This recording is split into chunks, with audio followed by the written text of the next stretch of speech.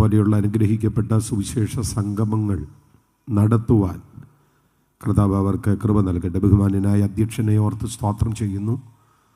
പരിചിതരായ ധാരാളം ദൈവദാസന്മാർ ഇന്ന് രാത്രി ഈ യോഗത്തിലുണ്ടല്ലോ. എൻ്റെ സഹപാഠിയുടെയായ പാസ്റ്റർ റോണി ഉൾപ്പെടെ എല്ലാവരെയും ഞാൻ സ്നേഹത്തോടെ വന്ദനം ചെയ്യുന്നു. പ്രിയപ്പെട്ട സെൻട്രൽ പാസ്റ്റേഴ്സ്, അതുപോലെ മറ്റ് വിവിധ നിലകളിൽ കർത്താവിൻ്റെ വേല ചെയ്യുന്ന പ്രിയപ്പെട്ടവർ, വിശേഷിച്ച് അനുഗ്രഹിക്കപ്പെട്ട ഗാനങ്ങൾ ആലപിക്കുന്ന ഖൊയർ, എല്ലാവരെയും കർത്താവ് അനുഗ്രഹിക്കട്ടെ. ആമുഖങ്ങൾ കൂടാതെ നമ്മുടെ ദൈവവചനത്തിലേക്ക് നമ്മുടെ ശ്രദ്ധയെ തിരിക്കുവാൻ കർത്താവിൽ ശരണപ്പെടുകയാണ്. അതിനു മുൻപ് ചില മിനിറ്റുകൾ ദയവായി കണ്ണുകളെല്ലാം കർത്തൃസന്നിധിയിൽ അടച്ച് അധരങ്ങളെല്ലാം തുറന്ന് ഹൃദയങ്ങളെ ഏകാഗ്രമാക്കി ഒരുമിച്ച് എല്ലാവരും കൂടെ ചേർന്ന് ഒന്ന് പ്രാർത്ഥിച്ചു തുടങ്ങിയാട്ടെ. നിർത്താതെ എല്ലാ അധരത്തിൽ നിന്നും സ്തോത്രത്തിൻ്റെ ശബ്ദം ഉയരട്ടെ, സ്തുതിയുടെ ശബ്ദം ഉയരട്ടെ, ആരാധനയുടെ ശബ്ദം ഉയരട്ടെ. ദൈവത്തിന് തക്ക മഹത്വം കൊടുക്കത്തക്ക വിധത്തിൽ, ദൈവത്തിൻ്റെ ഇടപെടൽ ഉണ്ടാകത്തക്ക വിധത്തിൽ എല്ലാവരും ചേർന്നൊന്ന് പ്രാർത്ഥിച്ചാട്ടെ. എല്ലാവരും ചേർന്നൊന്ന് പ്രാർത്ഥിച്ചാട്ടെ. നിർത്തരുത്. എല്ലാ ഇടങ്ങളിൽ നിന്നും ആ സ്തുതിയും ആരാധനയും ഉയരട്ടെ. വാ തുറന്നേ. നമ്മുടെ സ്തുതിയാണ് നമ്മുടെ കർത്താവിൻ്റെ സിംഹാസനം. ഇതൊരു ആത്മീക യുദ്ധമാണ്. ദൈവജനം കൂടി വരുന്ന ഇടം കളിസ്ഥലമല്ല, ആത്മയുദ്ധം നടക്കുന്ന ഇടമാണ്. ഇന്ന് രാത്രി ഒരാത്മയുദ്ധം നമ്മുടെ നടുവിൽ സംഭവിക്കുവാൻ പോകുകയാണ്. ഇരുട്ടിൻ്റെ ആധിപത്യങ്ങൾ പൊളിഞ്ഞു മാറുന്ന, ദൈവ സാന്നിധ്യം വെളിപ്പെടുന്ന ഒരു സമയമായി ഈ സമയത്തെ കർത്താവ് തിരിക്കുകയാണ്. വായി തുറന്ന് എല്ലാവരും ചേർന്നൊന്ന് പ്രാർത്ഥിച്ചേ.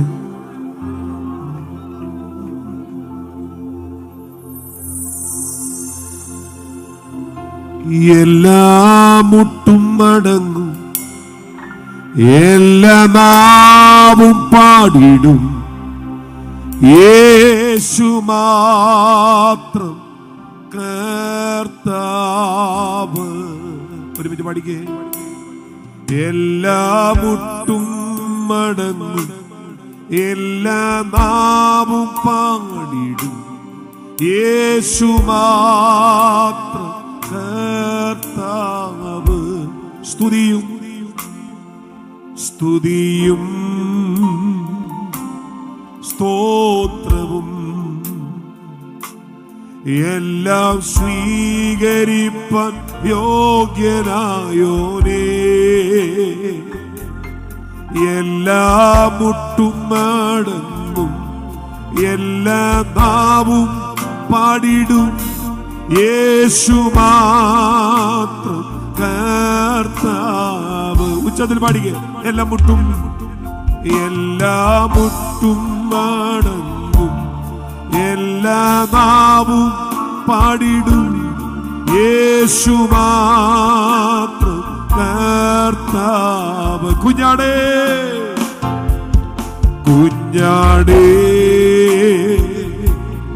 വാഴ്ത്തുക. അവൻ ജീവൻ നൽകി വീണ്ടെടുത്തല്ലോ. എല്ലാ മുട്ടും മടങ്ങും, എല്ലാ നാവും പാടിടും, യേശു മാത്രം കർത്താവ്. മറ്റുമെങ്കിലും കരങ്ങളൊന്ന് ഉയർത്തി പാടിക്കേ. എല്ലാ മുട്ടും മടങ്ങും, എല്ലാ നാവും പാടിടും, യേശു മാത്രം കർത്താവ്. ഒന്നുകൂടെ പഠിക്കുക. എല്ലാ മുട്ടും മടങ്ങും, എല്ലാ മുട്ടും, എല്ലാ നാവും യേശു. ജനമരികൾ കൂടുന്ന പഠിക്കുക. എല്ലാ മുട്ടും മടങ്ങും, എല്ലാ മുട്ടും മടങ്ങും, എല്ലാ നാവും രഖബ സഗതമനെ റാംദന സിഗർച്ചമനെയാം തൽജനാംസെ ഓ എല്ലാ മുട്ടും മടങ്ങും, എല്ലാ മുട്ടും മടങ്ങും, എല്ലാ നാവും യേശു മാത്രം കർത്താവ്. രാജാതി രാജാവേ, കർത്താതി കർത്താവേ, ഇന്ന് രാത്രി ഞങ്ങളുടെ നടുവിൽ അവിടെ എഴുന്നള്ളി വന്നിട്ടുള്ളതിന് സ്തോത്രം. ആത്മമണ്ഡലത്തെ തുറന്നു തരണമേ, ദുരാത്മമണ്ഡലങ്ങളെ കീഴടക്കണമേ. രക്ഷിക്കപ്പെടുന്നവരുടെ സേവകാത്മാക്കളായ ദൂതന്മാരെ ഇന്ന് രാത്രി ഞങ്ങളുടെ നടുവിൽ അവിടെ നയിക്കണമേ. കൃപയുടെ വചനത്തിന് സാക്ഷ്യം പറയണമേ. ഈ ജനം വചനത്താൽ, ഈ ജനം ആത്മാവിനാൽ ഇന്ന് രാത്രി സ്പർശിക്കപ്പെടട്ടെ. വലിയ നിറവുകളുടെ പകർച്ചയ്ക്ക് നന്ദി. യേശുവിൻ നാമത്തിൽ തന്നെ. സന്തോഷത്തോടെ കരമുയർത്തി എല്ലാവരും കൂടെ ചേർന്ന് ഉച്ചത്തിൽ ഒരിക്കൽ കൂടി കർത്താവിനെ ഒന്ന് ആരാധിച്ചാട്ടെ. കർത്താവ് നമ്മളെല്ലാവരെയും ധാരാളമായിട്ട് അനുഗ്രഹിക്കട്ടെ. ഈ രാത്രിയിലെ നമ്മുടെ സവിശേഷമായി ചിന്തയ്ക്കായി എബ്രായ ലേഖനം 9-ാം അധ്യായത്തിലേക്ക് നമ്മൾ വരുന്നു. ദയവായി ബൈബിൾ തുറന്നാട്ടെ. എബ്രായ ലേഖനം 9-ാം അധ്യായം 28-ാമത്തെ വാക്യം. എബ്രായർ 9:28. അങ്ങനെ തന്നെ അനേകരുടെ പാപങ്ങളെ ചുമപ്പാൻ ഒരിക്കൽ അർപ്പിക്കപ്പെട്ടു.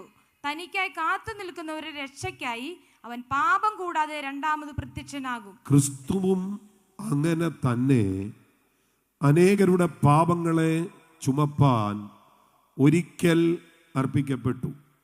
തനിക്കായി കാത്തു നിൽക്കുന്നവരുടെ രക്ഷയ്ക്കായി അവൻ പാപം കൂടാതെ രണ്ടാമത് പ്രത്യക്ഷനാകും. എല്ലാവരും കൂടെ ചേർന്ന വാക്യം ഒന്നിച്ച് ഉച്ചത്തിൽ ഒന്ന് വിളിച്ചു പറഞ്ഞേ. ക്രിസ്തുവും അങ്ങനെ തന്നെ അനേകരുടെ പാപങ്ങളെ ചുമപ്പാൻ ഒരിക്കൽ അർപ്പിക്കപ്പെട്ടു. തനിക്കായി കാത്തു നിൽക്കുന്നവരുടെ രക്ഷയ്ക്കായി അവൻ പാപം കൂടാതെ രണ്ടാമത് പ്രത്യക്ഷനാകും.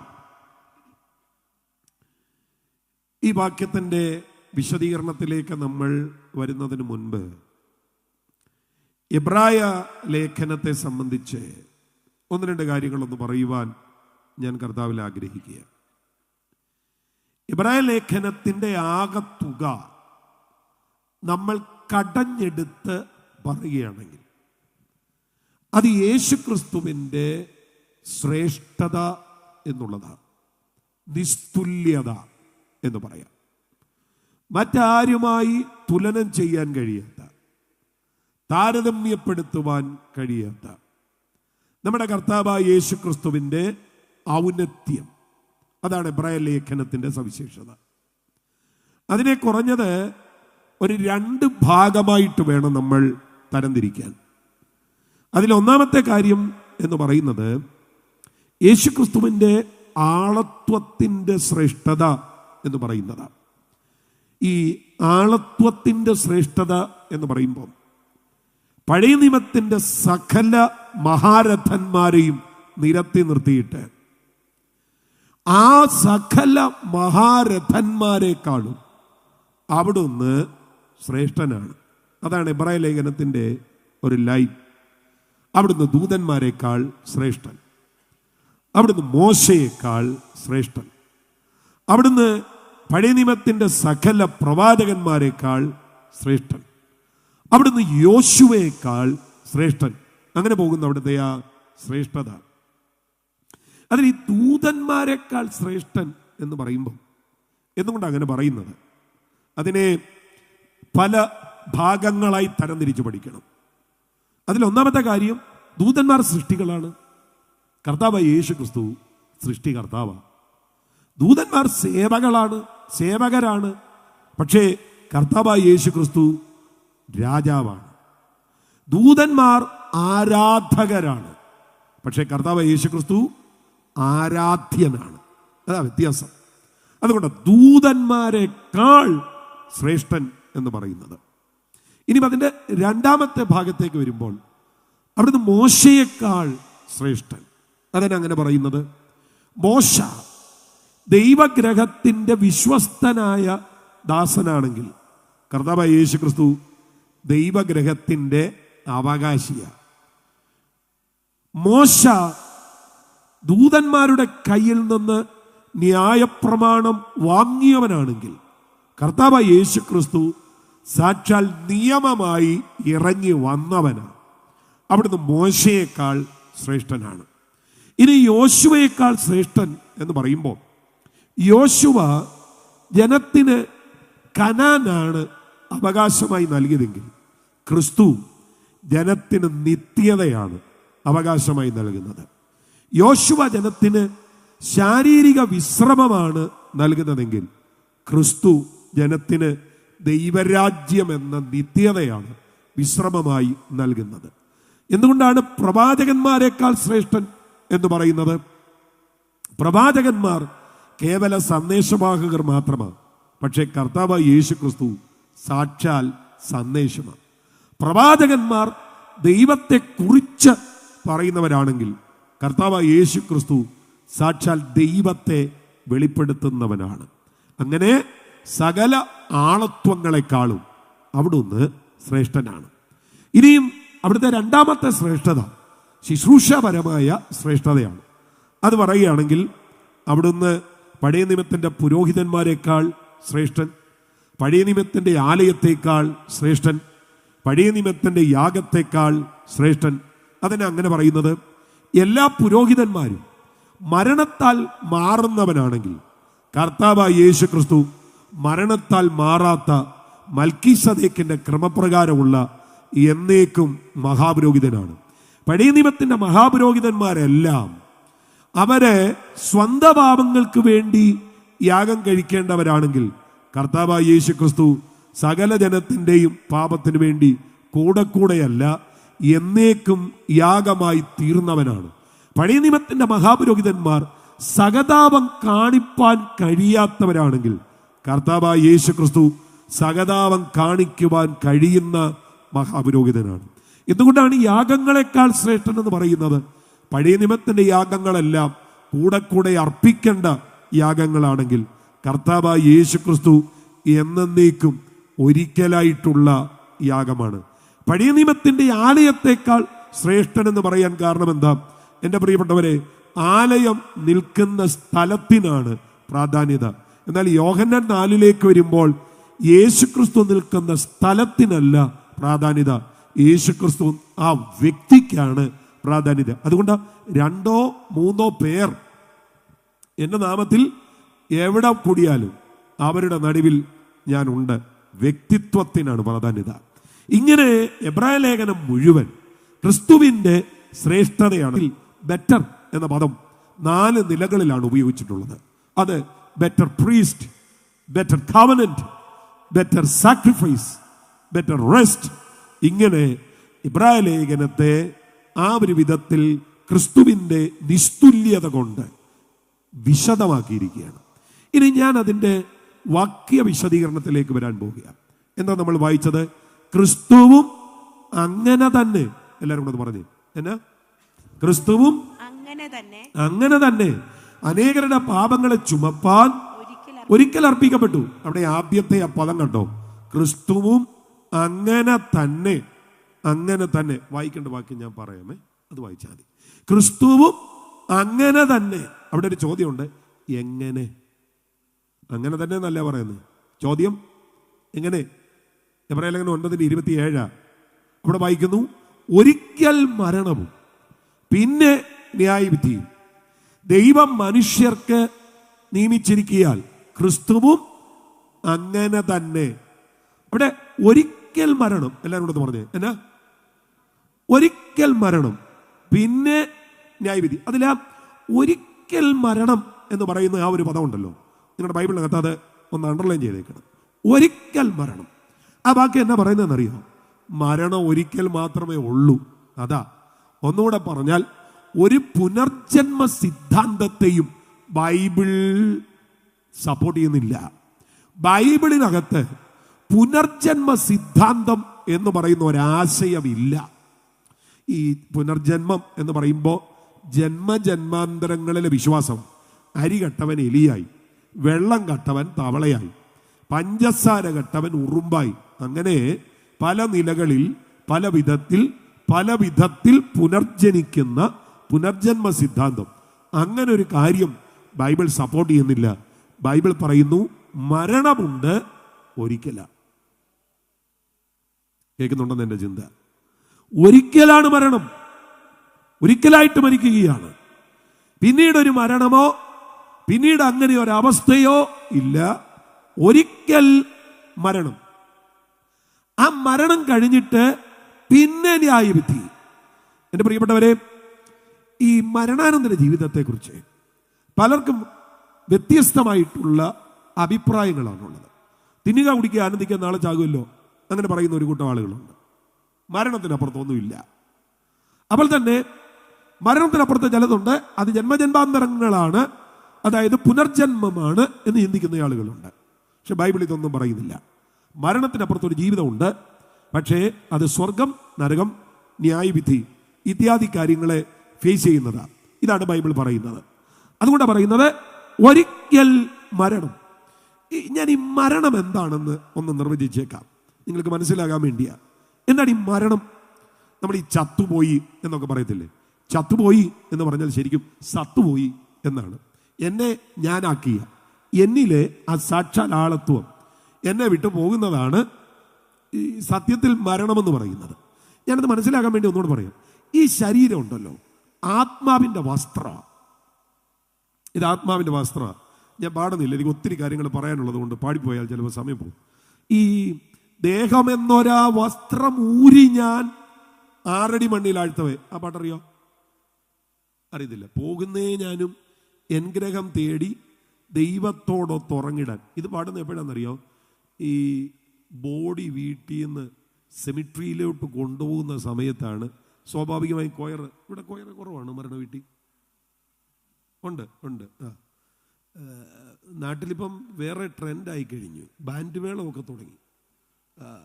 മുന്നിൽ കൊയറും പിന്നിൽ ബാൻഡ് മേളമാണ്. അപ്പോൾ പല പരിപാടികളാണ്. അപ്പോൾ ഈ വീട്ടിൽ നിന്ന് എടുത്തോണ്ട് പോകുമ്പോൾ പാടുന്നതാ, പോകുന്നേ ഞാനും എൻ ഗ്രഹം തേടി ദൈവത്തോടൊത്ത് ഉറങ്ങിടാൻ. അതിലെ ഒരു അനുപല്ലവിയ, ദേഹമെന്നൊരാ വസ്ത്രം ഊരി ഞാൻ 6 അടി മണ്ണിൽ ആഴ്ത്തവേ. സത്യത്തിൽ ഈ ദേഹം എന്ന് പറയുന്ന ഈ സാധനം ഉണ്ടല്ലോ, ഇത് ആത്മാവിൻ്റെ വസ്ത്രമാണ്. അത് 2 കൊരിന്ത്യർ ലേഖനം 5-ാം അധ്യായത്തിൽ കൃത്യമായിട്ട് പറയുന്നുണ്ട്. കൂടാരമായി ഞങ്ങളുടെ ഭൗമഭവനം അഴിഞ്ഞു പോയാലും കൈപ്പണിയല്ലാത്ത ദൈവത്തിൻ്റെ ദാനമായ ഒരു കെട്ടിടം ഞങ്ങൾക്ക് സ്വർഗത്തിലുണ്ട്. എന്നിട്ട് 4-ാമത്തെ വാക്യത്തിലേക്ക് വരുമ്പോൾ ഉരിയുക, ധരിക്കുക, ഇങ്ങനെയുള്ള പദപ്രയോഗങ്ങൾ നമുക്കവിടെ കാണാനായിട്ട് പറ്റുന്നുണ്ട്. അപ്പൊ ഈ ദേഹമെന്ന് പറയുന്നത് വാസ്തവത്തിൽ എന്താണ്? നമ്മുടെ ആത്മാവിൻ്റെ വസ്ത്ര. അപ്പൊ ദേഹമല്ല മെയിൻ, ആത്മാവാണ് മെയിൻ. ഇവിടെ കിട്ടുന്നുണ്ടോ? ആത്മാവുള്ളത് കൊണ്ടാണ് ദേഹമുള്ളത്. ആത്മാവ് പോയാൽ ദേഹം തീർന്നെന്ന്. ആത്മാവ് പിരിഞ്ഞ ദേഹം എന്തിനുമുള്ള? 24 മണിക്കൂർ വീട്ടിൽ വെച്ചേക്കാൻ കൊള്ളത്തില്ല. പിന്നെ ഇതിനെ എവിടെയെങ്കിലും കൊണ്ട് മറവ് ചെയ്യണം. അതുകൊണ്ടല്ലേ നമ്മൾ മറവ് ചെയ്തു എന്ന് പറയുന്നത്. ശരീരം മറവ് ചെയ്തു, അങ്ങനല്ലേ പറയുന്നത്? മറവ് ചെയ്തേ പറ്റൂ. ആത്മാവുള്ളതാണ് ശരീരത്തിൻ്റെ സവിശേഷത. ഇത് പിരിഞ്ഞാൽ ഒരു പ്രയോജനവും ഇല്ല. അതാണ് മനുഷ്യന്റെ സ്ഥിതി. അപ്പൊ മരണമെന്ന് പറയുന്നത് ശരീരത്തെ വിട്ട് ആത്മാവ് പിരിയുന്നതാണ്. അതാണ് മരണം. ഞാൻ അതിനെക്കുറിച്ച് കൃത്യമായിട്ട് പഠനം നടത്തിയിട്ടുണ്ട് കേട്ടോ. മരണാനന്തര ജീവിതത്തെക്കുറിച്ചുള്ള ധാരാളം പഠനങ്ങൾ ഇതുപോലെയുള്ള വിഷയങ്ങളുടെ അവതരണത്തിനായിട്ട് ഞാൻ കൃത്യമായിട്ട് മനസ്സിലാക്കിയിട്ടുണ്ട്. അതിൽ നിങ്ങൾക്ക് മനസ്സിലാകാൻ വേണ്ടി ഞാനൊന്ന് പറയാം. ഈ റെയ്മണ്ട് മൂഡി എന്ന് പറയുന്ന ഒരു മനുഷ്യനുണ്ട്. റെയ്മണ്ട് മൂഡി അയാളൊരു നാസ്തികനാണ്. അപ്പോൾ തന്നെ നാസ്തികൻ എന്ന് പറഞ്ഞാൽ നിരീശ്വരവാദി എന്ന് പറയും. മുനിയറക്കാർക്ക് നാസ്തികൻ എന്ന് പറഞ്ഞാൽ മനസ്സിലായില്ലെങ്കിൽ എന്നോർത്ത് ഞാൻ അതിനെ ഒന്ന് വിവർത്തനം ചെയ്ത നിരീശ്വരവാദി, ദൈവമില്ല എന്ന് പ്രസംഗിക്കുന്ന പഠിപ്പിക്കുന്ന ഒരു മനുഷ്യൻ. അപ്പോൾ തന്നെ അയാൾ ഒരു ഫിലോസഫർ, തത്വചിന്തകന്, ഒരു ഡോക്ടറാണ്. ഈ നാസ്തികനായ ഈ ഡോക്ടറുടെ ആശുപത്രിയിൽ ഒരു പേഷ്യന്റ് മരിക്കുന്നു. അയാൾ മരിച്ചു എന്ന് ഡോക്ടർ ക്ലിനിക്കലി സർട്ടിഫൈ ചെയ്യുന്നു. അയാൾ മരിച്ചു എന്ന് ഡോക്ടർ സർട്ടിഫൈ ചെയ്തു. ചില സമയങ്ങൾ കഴിഞ്ഞപ്പോൾ ഈ മരിച്ചു എന്ന് പറഞ്ഞ ആള് ജീവിതത്തിലേക്ക് തിരിച്ചു വരുന്നു. നിങ്ങൾ ചിലരുടെ നോട്ടം കണ്ടിട്ട് ഫസ്റ്റ് നുണയടിക്കുന്നതിന് ഒരു പരിധിയൊക്കെ ഉണ്ട്. മരിച്ചെന്ന് പറഞ്ഞിട്ട് ജീവിതത്തിലേക്ക് തിരിച്ചു വന്നു. എത്ര സംഭവം വേണം. ഈ അടുത്ത സമയത്ത് ഒരു 1.5 വർഷമായി കാണും, ഡൽഹിയിൽ ചൗധരി എന്ന് പേരുള്ള ഒരു മനുഷ്യൻ 90-കാരൻ മരിച്ചു. അദ്ദേഹത്തിൻ്റെ ബോഡി വീട്ടിൽ കൊടുത്തു വിട്ടു.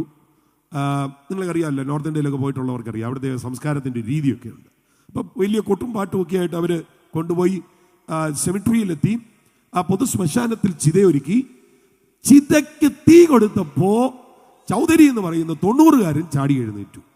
അപ്പം മരിച്ചെന്ന് പറഞ്ഞാലും മണിക്കൂറുകൾ കഴിഞ്ഞാലും ചിലരൊക്കെ ജീവിതത്തിലേക്ക് തിരിച്ചു വരാം. ഇങ്ങനെ റെയ്മണ്ട് മൂഡിയുടെ ആശുപത്രിയിലും ഒരു സംഭവം ഉണ്ടായി.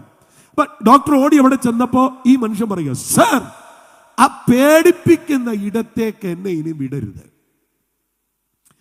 സ്വാഭാവികമായും ഫിലോസഫർ ആയതുകൊണ്ട് അദ്ദേഹം ആ വഴിക്ക് അതിനെ ചിന്തിക്കുവാനായിട്ട് തുടങ്ങി. അവരവരുടെ ഈ ചിന്ത അനുസരിച്ചാണ്, അവരവരുടെ രീതി അനുസരിച്ചാണ് ചിന്ത വരുന്നത്. ഞാനൊരു പ്രീച്ചർ എന്നുള്ള നിലയിൽ എന്ത് കണ്ടാലും, പ്രസംഗയിലും ഭയങ്കര സുന്ദരനായാലും ചെരുപ്പ് നന്നാക്കുന്ന ആളിൻ്റെ നോട്ടം ചെരുപ്പയിലോട്ടായിരിക്കും. അതാണ് ജോലി അനുസരിച്ചായിരിക്കും ചിന്ത. ഇദ്ദേഹം ഫിലോസഫർ ആയതുകൊണ്ട് അങ്ങനെ ചിന്തിച്ചു. ഇതിന്റെ പിന്നിൽ എന്തെങ്കിലും ഉണ്ടോ എന്ന് അറിയാൻ വേണ്ടി റെയ്മണ്ട് മൂഡി ചിലരെ പിടിച്ചുകൊണ്ട് ഇരുട്ടിലേക്ക് എന്നതുപോലെയോ വെള്ളത്തിലേക്ക് എന്നതുപോലെയോ താഴേക്ക് പോകുന്നു. മറ്റു ചിലരെ കത്തിജ്വലിച്ചു നിൽക്കുന്ന സൂര്യനെയോ സ്വർണ്ണവർണ്ണ ശോഭയോ കാണുന്നത് പോലെ ഉയരത്തിലേക്ക് കൊണ്ടുപോകുന്നു. ഞാൻ കെട്ടുകഥ പറഞ്ഞതല്ല. ഡോക്ടർ റെയ്മണ്ട് മൂഡി എന്നോ നിയർ ഡെത്ത് എക്സ്പീരിയൻസ് എന്നോ ഇന്റർനെറ്റിൽ സെർച്ച് ചെയ്താൽ നിങ്ങൾക്കിത് കാണാം. ഇനി അതല്ല, ഈ വായിക്കാനൊക്കെ ഇഷ്ടമുള്ള ആരെങ്കിലും ഇവിടെങ്ങാനും ഉണ്ടെങ്കിൽ ഞാൻ നിങ്ങളോട് പറയാം. ഈ പാസ്റ്റർ TS ബാലൻ എഴുതിയ ഒരു പുസ്തകമുണ്ട്. അത് 97-ലാണ്. ആ പുസ്തകത്തിന്റെ പേരാണ് മരിച്ചവർ എവിടെ. മാർക്കറ്റിൽ അവൈലബിൾ അല്ല, പക്ഷേ ഇന്റർനെറ്റിൽ അതിന്റെ PDF ഡൗൺലോഡ് ചെയ്യാനുണ്ട്. നിങ്ങൾ ജസ്റ്റ് സെർച്ച് ചെയ്താൽ മതി, മരിച്ചവർ എവിടെ, പാസ്റ്റർ TS ബാലൻ. ഈ പുസ്തകം നിങ്ങൾക്ക് കിട്ടും. 4 അധ്യായങ്ങൾ റെയ്മണ്ട് മൂഡിയെ ഉദ്ധരിച്ചാണ് പാസ്റ്റർ TS ബാലൻ അത് എഴുതിയിട്ടുള്ളത്. ഒന്ന് വായിച്ചിരിക്കുന്നത് നല്ലതാ. മരണാനന്തര ജീവിതത്തെക്കുറിച്ച് നല്ല ഒരു ഗ്രാഹ്യം ഉണ്ടാകും. അപ്പം അതിൽ ഈ കാര്യങ്ങൾ പരാമർശിച്ചിട്ടുണ്ട്. അപ്പം ഞാൻ പറയുന്നത്, ശരീരത്തെ വിട്ട് ആത്മാവ് പിരിയുന്നതാണ് മരണമെന്ന് പറയുന്നത്. അതൊരിക്കൽ മാത്രമുള്ള ഒരു അനുഭവമാണ്, കൂടെ സംഭവിക്കത്തില്ല. അട്ടെ, ഈ ആത്മാവ് ഒരിക്കലായിട്ട് ശരീരത്തെ വിട്ടു പിരിഞ്ഞാൽ അതെങ്ങോട്ട് പോകും? നിങ്ങൾക്കൊരു ക്ലാരിറ്റി ഉണ്ടാകാൻ വേണ്ടി പറയുക. മരിച്ചുപോയ ഒരു വ്യക്തിയുടെ ആത്മാവ് ശരീരം വിട്ടാൽ, രക്ഷിക്കപ്പെട്ടവനാണെങ്കിൽ, റെയ്മണ്ട് മൂഡിയുടെ പഠനത്തിൽ പറഞ്ഞില്ലേ മേലോട്ട് പോകുന്നെന്ന്. രക്ഷിക്കപ്പെട്ടവനാണെങ്കിൽ, കൃപയിൽ നിൽക്കുന്നവനാണെങ്കിൽ, മരണത്തിൻ്റെ അപ്പുറത്ത് അവനൊരു സ്വർണ്ണവർണ്ണ ശോഭയെ കാണുന്നത് പോലെ ഉയരത്തിലേക്ക് പോകും.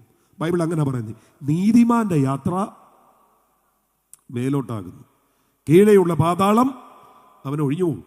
അപ്പം രക്ഷിക്കപ്പെട്ടവൻ, ഞാനതിനെ അല്പം കൂടെ ഒന്ന് വിശദീകരിക്കുക, കൃപയിൽ നിൽക്കുന്നവൻ, വചനത്തെ അനുസരിക്കുന്നവൻ, അവൻ മരിച്ചാൽ താഴോട്ടല്ല മുകളിലോട്ടാ പോകുന്നത്. ആ ബോധ്യമുള്ളവരെ ഓർത്ത് ഞാൻ സ്തോത്രം ചെയ്യുന്നു. ഓരോ ശബ്ദം ഉയർത്തി കർത്താവിനെ ഒന്ന് ആരാധിച്ചാട്ട്. ഹല്ലേലൂയ. ഈ ഉറപ്പ് വേണം കേട്ടോ. മരിച്ചാൽ മേലോട്ട് പോകും. ഞാൻ പറയട്ടെ, നമുക്കറിയാൻ മേലാത്ത 2 കാര്യമാണ് മരണം, പിന്നെ കർത്താവിൻ്റെ വരവ്. നമുക്കറിയത്തില്ല ഇത് രണ്ടും. ഈ മരണം എപ്പോ വരും ആർക്കറിയാം? ഞങ്ങൾ താമസിക്കുന്നത് കോട്ടയത്താണ്, തൊട്ടടുത്ത് മല്ലപ്പള്ളിയിൽ ആലിയ എന്ന് പറയുന്ന 1 വയസ്സുകാരി 5 പേർക്ക് ജീവൻ നൽകിക്കൊണ്ട് ഒരു അപകടത്തിൽ ലോകത്തോട് യാത്ര പറഞ്ഞു. ഒരു പക്ഷെങ്കിൽ പോലീസ് ബഹുമതികളോടെ 1 വയസ്സുള്ള ഒരു കുട്ടിയെ അടക്കുന്നത് കേരള ചരിത്രത്തിൽ ആദ്യമായിരിക്കും. ആലിയ എങ്ങനെ അടയ്ക്കുന്നത്? അപ്പോൾ 1 വയസ്സിൽ മരിക്കാം. ഈ കഴിഞ്ഞ ചൊവ്വാഴ്ച ഞാൻ മിനിസ്ട്രി എന്ന ചർച്ചിൻ്റെ ഒരു 2-3-4 കിലോമീറ്റർ അകത്ത് ഒരു വീട്ടിൽ മരണമുണ്ടായി. ഒരു അപകടത്തിൽ അമ്മയും മകനും ഒരുമിച്ച് മരിച്ചു. മകന് 19 വയസ്സ്, മെഡിക്കൽ എൻട്രൻസിന് ലക്ഷ്യയിൽ പഠിക്കുന്ന മകൻ, അവനെ കൊണ്ട് കോളേജിലാക്കിയിട്ട് തിരിച്ചു വരാൻ നേരത്ത് ഇൻറ്റിമേറ്റ് ഫ്രണ്ട് ഇല്ലാത്തത് കൊണ്ട് ഞാനും വരുവാന്ന് പറഞ്ഞ് കാറെ കയറി പോന്നു. ഒരപകടം ഉണ്ടായി. ചില ദിവസങ്ങൾ ചികിത്സയിലായിരുന്നു. ആ മകൻ മരിച്ചു. അമ്മ അപകടത്തിൽപ്പെട്ടു. വലിയ കുഴപ്പമില്ലാത്തതുകൊണ്ട് വീട്ടിൽ വിട്ടു. മകൻ മരിച്ചു എന്ന വാർത്ത കേട്ടപ്പോൾ അമ്മയ്ക്ക് അറ്റാക്ക് ഉണ്ടായി. അമ്മ മരിച്ചു. ഒരു വീട്ടിൽ ഒരു മുറ്റത്ത് 2 മോർച്ചറികൾ, 2 മൃതശരീരങ്ങൾ. മകന് 19 വയസ്സ്, അമ്മയ്ക്ക് 40ഓളം വയസ്സ്. അപ്പൊ ആർക്കറിയാം എപ്പോഴാ മരണം വരുന്നതെന്ന്? അറിയണം പ്രിയപ്പെട്ടവരെ. ഒരിക്കൽ ഇങ്ങനെ ഒരു പ്രതിഭാസത്തെ നമ്മൾ നേരിടേണ്ടി വരും. ആരും അതിൽ നിന്ന് മുക്തരല്ല. അത് മേരി ജോൺ തോട്ടം പറഞ്ഞിട്ടുണ്ട്. ഒരിക്കൽ ഈ ജഗത്തെയും ജഡത്തെയും വിട്ടു നാം തിരിക്കണം. വിസമ്മതങ്ങൾ ഒന്നുമേ ഒന്നും ഫലപ്പെടത്തില്ല. തിരിച്ചു പിന്നെ വന്നിടാത്ത യാത്രയാണിതാകയാൽ കരത്തിലുള്ളതൊക്കവേ അതിർത്തിയിൽ ത്യജിക്കണം. എല്ലാം ഇവിടെ കളയണം, എന്നിട്ട് പോകണം. ആ വഴി പോയവരാ സകല മനുഷ്യരും. അപ്പം മരണം എപ്പോഴാന്ന് നമുക്കറിയത്തില്ല. എപ്പോൾ വേണമെങ്കിലും വരാം. വളരെ സിമ്പിളാണ് മരണം വരാൻ. അകത്തേക്ക് വലിക്കുന്ന ശ്വാസം പുറത്തേക്ക് വിട്ടില്ലെങ്കിൽ തീർന്നു കാര്യം. അത്രേ ഉള്ളൂ. അല്ലാതെ കാരിരുമ്പിന്റെ കരുത്തുള്ള മനുഷ്യൻ എന്ന് പറഞ്ഞിട്ട് ഒരു കാര്യമില്ല. എത്ര വലിയ നെഞ്ചളമുണ്ടെന്ന് പറഞ്ഞിട്ടും ഒരു കാര്യമില്ല. 6 പാക്ക് ഉണ്ടായാലും 8 പാക്ക് ഉണ്ടായാലും ഒരു കാര്യമില്ല. എന്നോടൊപ്പുണ്ടെങ്കിൽ ഒരാമയും പറ. അപ്പം എപ്പോൾ വേണേലും മരണം വരാം. എൻ്റെ ഒരു പാട്ടുണ്ടല്ലോ, എപ്പോഴാണ് എൻ്റെ സോദര മൃത്യു വരുന്നതെന്ന് ഓർക്കായെങ്കിൽ എന്ത് കഷ്ടമേ. എപ്പോഴാണ് ഇത് വരുന്നതെന്ന് ആർക്കറിയാം? അറിയില്ല. എപ്പോൾ വേണേലും വരാം. കള്ളം പറയുമ്പോഴോ വെള്ളത്തിൽ യാത്രയിലോ കള്ളക്കേസിന് പോയി കച്ചേരി തിണ്ണയിലോ എപ്പോഴാണ് വരുന്നതെന്ന് ആർക്കറിയാം? വീട്ടിൽ കിടക്കയിൽ വെച്ചോ അയ്യോ സോദര ആരാധനയ്ക്കായി പള്ളിയിൽ പോകുന്ന നേരത്തോ വാളിനാൽ വിട്ടുകൊണ്ടോ പാമ്പിന്റെ കടിയേറ്റോ ആർക്കറിയാം എപ്പോഴാണ്? മരണമുണ്ടോ? ഉറപ്പാ. അപ്പൊ ഒരിക്കൽ മരണം ആവർത്തിക്കപ്പെടുന്നില്ല. ഒരിക്കൽ മരണം. ആ മരണത്തിന്റെ അപ്പുറത്ത് പിന്നെ ന്യായവിധി. ഈ മരണം കഴിഞ്ഞ ഉടനെ ന്യായവിധിയാണോ? ഒരിക്കലുമല്ല. മരണത്തിനും ന്യായവിധിക്കും ഇടയിൽ കൃത്യമായ ഒരു സമയക്രമമുണ്ട്. അപ്പം മരിച്ചവരെങ്ങോട്ട് പോകും? ക്രിസ്തുവിൽ ഉള്ളവനാണെങ്കിൽ മരിച്ചാൽ മുകളിലോട്ട് പോകും, അല്ലെങ്കിൽ താഴോട്ട് പോകും. താഴെ എവിടെ? ധനവാൻ എവിടെ ആയിരുന്നു? അവിടെ. ബൈബിൾ അതിനെ യാതനാ സ്ഥലം എന്നാണ് വിളിക്കുന്നത്. യാതനാ സ്ഥലം. ഫസ്റ്റ് ഞാൻ ഇങ്ങനെ ചിന്തിച്ച് നോക്കി, ഈ ധനവാൻ ഈ വെള്ളം ചോദിച്ചോണ്ട് എത്ര കാലമായിട്ട് ഇങ്ങനെ കിടക്കുവാന്നേ. ചുമ്മാ ഞാൻ കൂട്ടി റോണി പാസ്റ്ററെ, ഒരു 2000 വർഷത്തെ ഒരു കണക്ക് വെച്ച് ചുമ്മാ കൂട്ടിയതാ.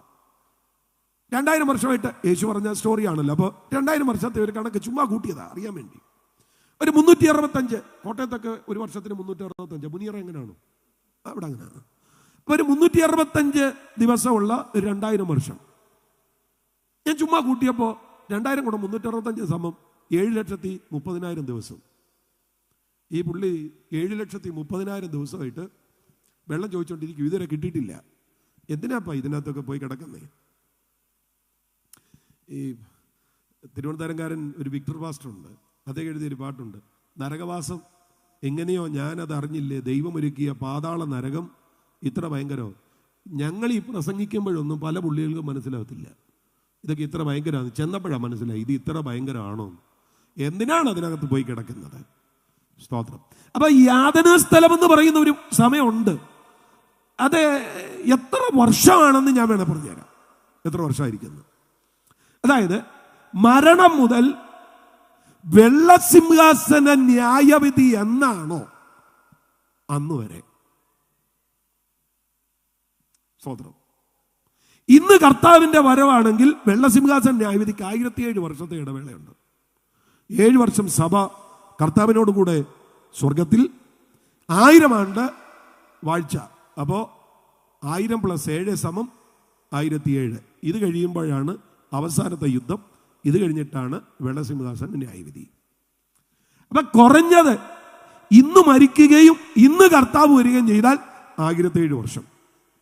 പിന്നെ അതിൽ കൂടുതൽ അറിയണമെങ്കിൽ കർത്താവിന്റെ വരവിന് എന്തുമാത്രം താമസം ഉണ്ടാകുന്നോ അത്രയും കൂടെ ആഡ് ചെയ്താൽ മതി.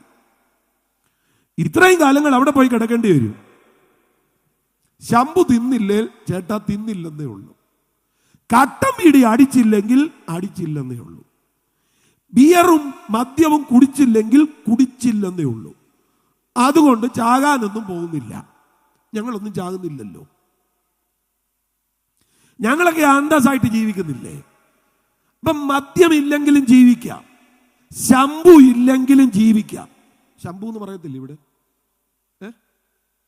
അറിയത്തില്ല.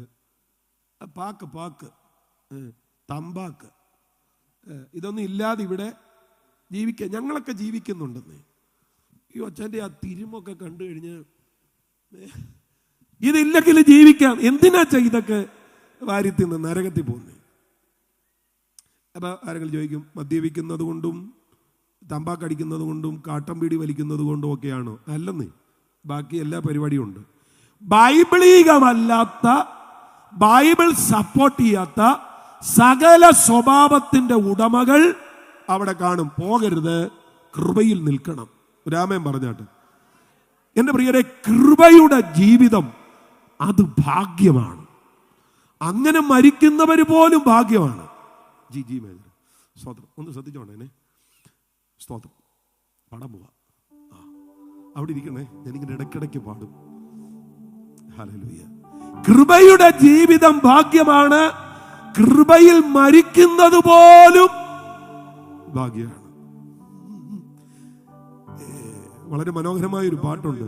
ഭാഗ്യമാണെൻ മരണം, പ്രാപിക്കും രൂപാന്തരം. ഭാഗ്യമാണ് മരണമെന്ന് പറഞ്ഞ് മരിക്കുന്നവർ. അവരാ കൃപയിലുള്ളവർ. രാമൻ പറഞ്ഞു. ഞാനത് പറയാം. ഈ ഇടയാറന്മുളക്കാരനൊരു പാട്ടെഴുത്തുകാരൻ ഉപദേശി ഉണ്ടായിരുന്നു, സാധു കൊച്ചുകുഞ്ഞ് ഉപദേശി. ഈ കർത്തൃദാസൻ മരിക്കാൻ പോവാ. ഇന്നത്തെ കാലത്ത് മരിക്കുമ്പോ എവിടെയും NICUയിലും ICUയിലും ഒക്കെ കൊണ്ടുവന്നിടും. മക്കൾക്കും കാണാൻ പറ്റത്തില്ല, ഭാര്യയ്ക്കും കാണാൻ പറ്റത്തില്ല. മരിച്ചു കഴിഞ്ഞ് ഒരു ദിവസം കൂടെ കഴിഞ്ഞ ബോഡി നിരത്തുള്ളൂ. സ്വതന്ത്രം. അങ്ങനെയാണ് ഇപ്പോഴത്തെ ഒരു ട്രെൻഡ്. പണ്ട് അങ്ങനെ അല്ലായിരുന്നു. അപ്പം മരിക്കാറാകുമ്പോഴത്തേന് മക്കളെല്ലാം വീട്ടിൽ വരും, കട്ടിന്റെ ചുറ്റും കൂടി എന്നങ്ങ് പാടുക. എങ്ങനെയാ? ഈ അടുത്ത സമയത്ത് അങ്ങനെ മരിച്ചൊരു ദേവദാസനുണ്ട്, പാസ്റ്റർ M. ജോൺസൺ. അദ്ദേഹം മരിക്കുന്നതിന്റെ മുൻപ് മക്കളും ദൈവദാസന്മാരും എല്ലാം ആ മുറിയിൽ കൂടി നിൽക്കുക. പ്രത്യാശയുടെ പാട്ട് പാടിക്കൊണ്ടിരുന്നപ്പോൾ പാസ്റ്റർ M. ജോൺസൺ നിത്യതയിൽ ചേർക്കപ്പെട്ടു. അങ്ങനെ എത്ര ദൈവദാസന്മാർ മരിക്കുന്നുണ്ട്. ഈ കർത്തൃദാസൻ മരിക്കാൻ തുടങ്ങുക. മക്കൾ പ്രത്യാശയുടെ ഗാനം പാടുമ്പോൾ ഈ അപ്പൻ കരമുയർത്തി മക്കളുടെ പാട്ട് നിർത്തി. എന്നിട്ട് അദ്ദേഹം പാടുക, വൈണികന്മാരുടെ ഇമ്പനാദം കേൾക്കുന്നു ഞാൻ അക്കരെ. വൈണികന്മാരുടെ ഇമ്പനാദം കേൾക്കുന്നു ഞാൻ അക്കരെ. കേൾക്കുന്നു ഞാൻ ഹല്ലേലൂയ ഗീതം കേൾക്കുന്നു. കേൾക്കുന്നു ഞാൻ ഹല്ലേലൂയ ഗീതം കേൾക്കുന്നു. യോർദാനക്കരെ കാണുന്നേ വാഗ്ദത്ത ദേശം ശോഭയാൽ. യോർദാനക്കരെ കാണുന്നേ വാഗ്ദത്ത ദേശം ശോഭയാൽ. ഓ ശോഭയാൽ വാഗ്ദത്ത ദേശം ശോഭയാൽ. ഓ ശോഭയാൽ വാഗ്ദത്ത ദേശം. സ്വർഗത്തിലെ വൈണികന്മാരുടെ ഇമ്പനാദം കേട്ടുകൊണ്ട് മരിക്കുന്ന പോലെ അവിടെ ഒന്നും വൈണികന്മാരുടെ ഇമ്പനാദം കേട്ടുകൊണ്ട് മരിക്കുന്ന കർത്തൃദാസൻ എന്നോടൊപ്പം ഉണ്ടെങ്കിൽ കർത്താവിനെ ആരാധിച്ചാട്ടെ. ഈ major pastor OM Rajukutty pastor എഴുതിയ ഒരു പാട്ടുണ്ട്, സുന്ദരമായ പാട്ട്. കൺകൾ കാണാമറുകര ഇമ്പങ്ങൾ വിരിയും തീരങ്ങൾ സ്വർണ്ണ അവസരപ്പളികള കണ്ണഞ്ചിക്കുന്ന വിധികൾ എൻ സ്വന്തമായി തീരുമ്പോ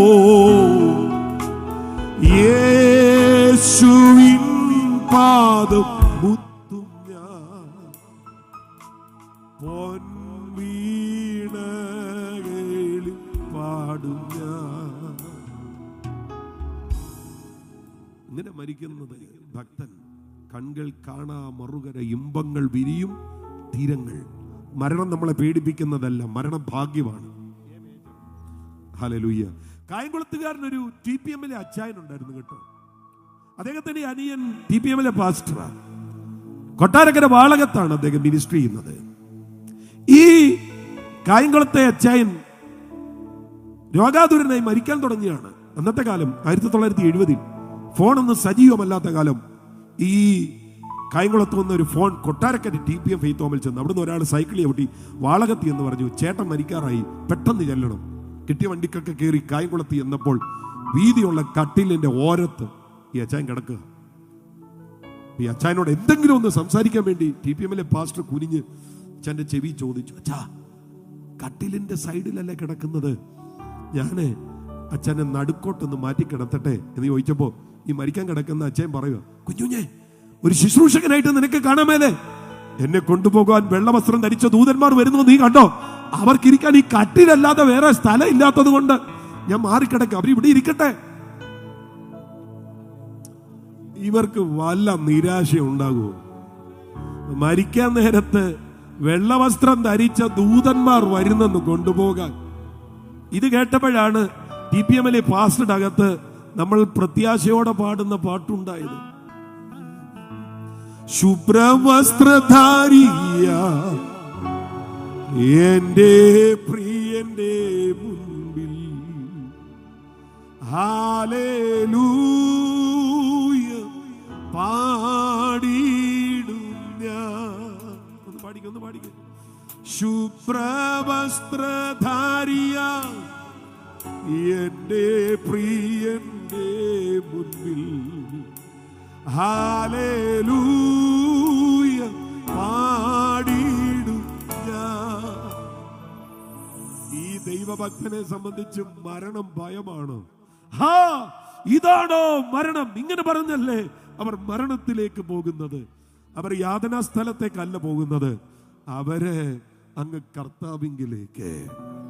നാം മരിച്ച നമ്മുടെ ജീവൻ ക്രിസ്തുവിനോടുകൂടെ, നാം മരിച്ച നമ്മുടെ ജീവൻ ക്രിസ്തുവിനോടുകൂടെ ദൈവത്തിൽ മറഞ്ഞിരിക്കുന്നു. അങ്ങോട്ടങ്ങ് ചെല്ലുക. ഗ്ലോറി. സ്തോത്രം സ്തോത്രം സ്തോത്രം. ഭക്തനായിട്ട് ജീവിച്ചോണം കേട്ടോ. എന്നോടൊപ്പം ഉണ്ടെങ്കിലോ രാമയം പറ. പറ്റുമെങ്കില്ല 2 കരങ്ങൾ ഒന്ന് ഉയർത്തിപ്പിടിച്ചേ. കരം ഉയർത്തിപ്പിടിക്കാൻ മടിക്കണ്ട. പുരുഷന്മാരെല്ലായിടവും കോപവും വാഗ്വാദം വിട്ട് വിശുദ്ധ കൈകളെ ഉയർത്തി പ്രാർത്ഥിക്കാനാണ് പറയുന്നത്. ഒന്ന് പ്രാർത്ഥിച്ചേ, കർത്താവേ എനിക്ക് എത്ര കാലം ഉണ്ടെന്ന് അറിയത്തില്ല, എത്ര കാലം ഉണ്ടെങ്കിലും ഭക്തനായി ജീവിക്കുവാൻ എനിക്ക് കൃപ തരും. ജഡീകത്വങ്ങളും അനാത്മീകത്വങ്ങളും ദൈവവചനത്തിന് വൈരുദ്ധ്യമായ യാത്രകളുമല്ല, കൃപയിൽ നിൽക്കാനുള്ള ആത്മശക്തി എനിക്ക് ഇന്ന് രാത്രി തരണം. പ്രാർത്ഥിക്കേ.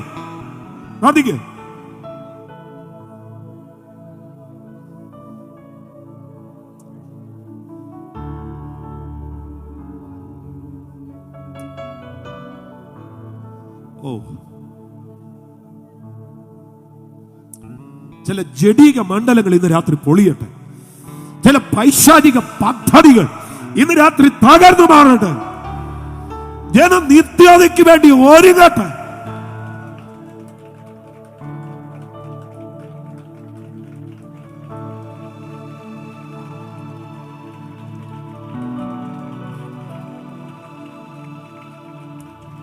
രാധമ സഗതമന രഗതമന ഹാന്ദൽ ജന സഗതമന.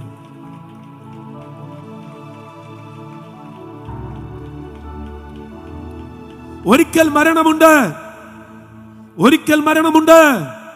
സകല മനുഷ്യരും ഒരിക്കൽ മരിക്കും.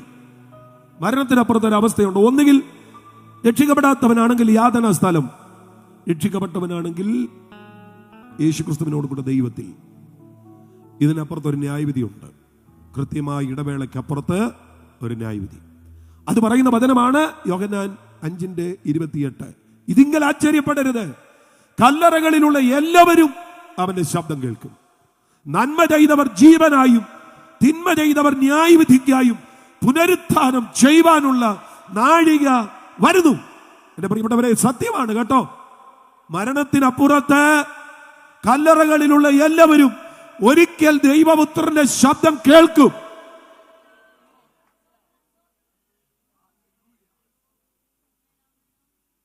ഹല്ലേലൂയ. ദൈവപുത്രന്റെ ശബ്ദം NN റേഡിയോസ്. ഇത്രയും ശബ്ദം ഒന്നും കൊണ്ടുവച്ചാൽ മരിച്ച ആരും കേൾക്കത്തില്ല. ഇനി അതല്ല, അവരുടെ ഗോഡൌണിലുള്ള മുഴുവൻ സിസ്റ്റം കൂടി ഇവിടെ ഇറക്കി വെച്ചാലും മരിച്ചവർ ഈ ശബ്ദം കേൾക്കത്തില്ല. പക്ഷെ ദൈവപുത്രന്റെ ശബ്ദം,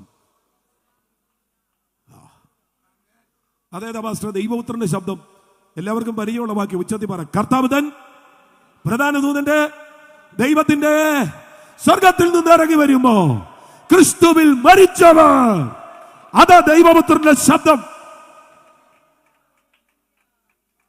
ഈ കർത്താവതൻ ഗംഭീരനാദം എന്ന് പറയുന്ന ആ ഒരു വാക്കുണ്ടല്ലോ, കർത്താവതൻ ഗംഭീരനാദം, അതിന് ഗ്രീക്കിൽ കെലുസ്മ എന്ന് പറയുന്നത്. കെലുസ്മ ആജ്ഞാശബ്ദം, ഉയർപ്പിനായിട്ടുള്ള വിളി എന്നൊക്കെ നമുക്കതിന് അർത്ഥം കൊടുത്ത് മനസ്സിലാക്കാനായിട്ട് പറ്റും. കല്ലറകളുടെ മേലുള്ള കർത്താവിന്റെ അധികാരമാണ് ഈ കെലുസ്മ, കർത്താവതൻ ഗംഭീരനാദം. ഇത് പുറപ്പെട്ടാൽ കല്ലറകളിലുള്ള എല്ലാവരും അത് കേൾക്കും. നിങ്ങൾ ചിലപ്പോൾ ചോദിക്കും, പാസ്റ്ററെ ദ്രവിച്ചു പോയ പുള്ളി എങ്ങനെ ഇത് കേൾക്കുന്നത്? ദ്രവിച്ചവർ കേട്ടല്ലോ. ലാസറിന്റെ കല്ലറക്കൽ യേശു വന്നപ്പോൾ 4-ാം ദിവസം ഒരു ശരീരം ദ്രവിച്ചു പോകാൻ 3 ദിവസം മതി കേട്ടോ. ഞാനങ്ങനെ പറയുമ്പോൾ ഇന്റേണൽ ഓർഗൻസ് എല്ലാം മെൽറ്റ് ആകാൻ 3 ദിവസം മതി. തലച്ചോറ്, കണ്ണ്, ആന്തരിക, നമ്മുടെ ഈ വോക്കൽ കോഡ് എന്നൊക്കെ പറയുന്നത് കഞ്ഞിപ്പാട പോലെയുള്ള ഒരു സാധനം, ഇടത്തും വലത്തും 2 എണ്ണം ഇരിക്കുകയാണ്. ഇതിങ്ങനെ പ്രകമ്പനം കൊള്ളുമ്പോഴേ ഈ ശബ്ദം ഉണ്ടാകുന്നത്. ഇത് ദ്രവിക്കാൻ 3 ദിവസം മതി. ലാസറിന്റെ കല്ലറക്കൽ യേശു വന്നത് 4-ാം ദിവസം. നാറ്റം വെച്ചു തുടങ്ങി എന്നാ പറയുന്നത്, നാറ്റം അടിച്ചെന്ന് ഞാൻ മനസ്സിലാക്കുന്നത്. അവിടെ ചെന്നിട്ട് കർത്താവ് വിളിക്കുക, ലാസറേ പുറത്തു വരിക. ദ്രവത്വം തുടങ്ങിയവൻ പുറത്തു വരുന്നു. വേറെ തെളിവുണ്ട്. ഈ മത്തായി 27:51 യേശു ഉറക്കം നിലവിളിച്ചു, പ്രാണനെ വിട്ടു. അപ്പോ മന്ദിരത്തിന്റെ തിരശീല മുകൾ തൊട്ട് അടിയോളം 2ആയി ചിന്തി, ഭൂമി കുലുങ്ങി, പാറകൾ പിളർന്നു. അടുത്ത വാക്ക്, നിദ്ര പ്രാപിച്ച വിശുദ്ധന്മാരുടെ ശരീരങ്ങൾ പലതും ഉയർത്തു. എത്ര വർഷത്തിന് മുമ്പ് മരിച്ചതാ അറിയില്ല. 5 10 അറിയില്ല, 100 അറിയില്ല. എന്നോ മരിച്ചതാ, എന്നോ അടക്കം ചെയ്യപ്പെട്ടതാ. ആ വിശുദ്ധന്മാർ, എനിക്ക് തോന്നാറുണ്ട് ഭയങ്കര സെലക്ഷനാ. എല്ലാവരും അല്ല, നിദ്ര പ്രാപിച്ച വിശുദ്ധന്മാരുടെ ശരീരങ്ങൾ പലതും, എല്ലാമല്ല പലതും, പലർ. അങ്ങനെയുണ്ട്. കർത്താവിന്റെ സെലക്ഷൻ ഉണ്ട് കേട്ടോ. നിങ്ങൾക്ക് അത് കിട്ടിയെന്ന് തോന്നുന്നു. കർത്താവിന് സെലക്ഷൻ ഉണ്ട്. യാക്കോബിന്റെ വീട്ടിലെ 12 ആൺമക്കളിൽ എല്ലാവരുടെ മേലും സെലക്ഷൻ ഇല്ല, ഒരുത്തന്റെ മേലേ ഉള്ളൂ. ഇശായിയുടെ വീട്ടിൽ 8 ആൺമക്കൾ ഉള്ളതിൽ എല്ലാവരുടെ മേലും സെലക്ഷൻ ഇല്ല, ഒരുത്തന്റെ മേലേ ഉള്ളൂ. യേശു ക്രിസ്തുവിന് 12 അപ്പോസ്തലന്മാരുണ്ടെങ്കിലും മറുരൂപ വരെ പോകാൻ സെലക്ഷൻ 3 പേർക്കേ ഉള്ളൂ.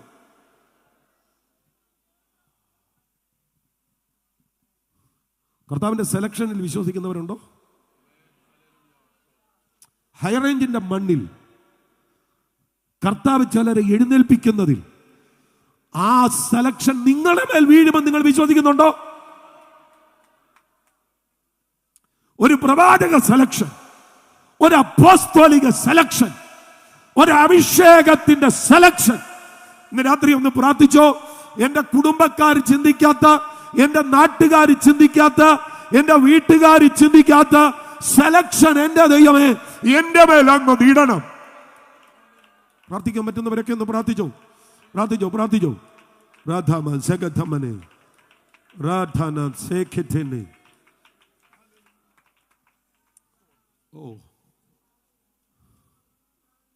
കഴിവുകൊണ്ടാണോ പലരും ഉപയോഗിക്കപ്പെടുന്നത്? കഴിവുകൊണ്ടല്ല, സെലക്ഷനാ.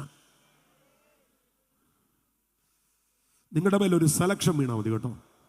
പലർക്കും ചിന്തിക്കാൻ കഴിയാത്ത മേഖലയിൽ കർത്താവ് നിങ്ങളെ കൊണ്ടുവന്ന് നിർത്തും. എനിക്കറിയത്തില്ല എത്ര പേർക്ക് അത് മനസ്സിലാകുന്നുണ്ടെന്ന്. അഭിഷക്തനെ ഇന്ന് രാത്രി കഴിഞ്ഞ ചില പതിറ്റാണ്ടുകളായി നിങ്ങൾ മിനിസ്ട്രി ചെയ്യുന്ന ആളാണെങ്കിലും സെലക്ഷൻ എന്ന ദൂത് നിങ്ങളുടെ കാതുകളിൽ മുഴങ്ങുമ്പോൾ നിങ്ങൾ ആത്മാവിൽ പ്രാർത്ഥിച്ചാൽ മതി, കർത്താവേ എന്റെ മേലൊരു സെലക്ഷൻ.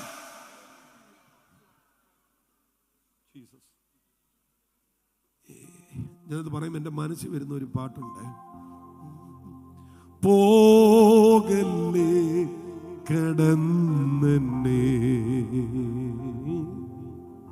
പ്രിയ യേശുവേ,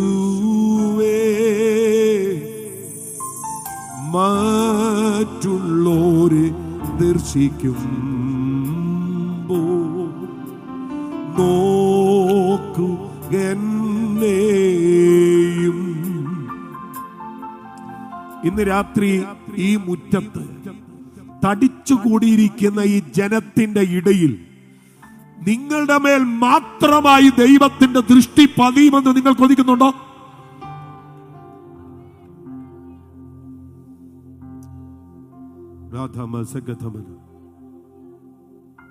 യെരൂശലേമിൽ ആലയത്തിനകത്ത് ഇരിക്കുന്ന ഒരുപാട് പേരുണ്ട്. പക്ഷേ അതിനകത്തൊരു വൃദ്ധന്റെ മേൽ ഒരു സെലക്ഷൻ വീണു. കർത്താവിന്റെ ക്രിസ്തുവിനെ കാണാതെ മരണം വരത്തില്ല.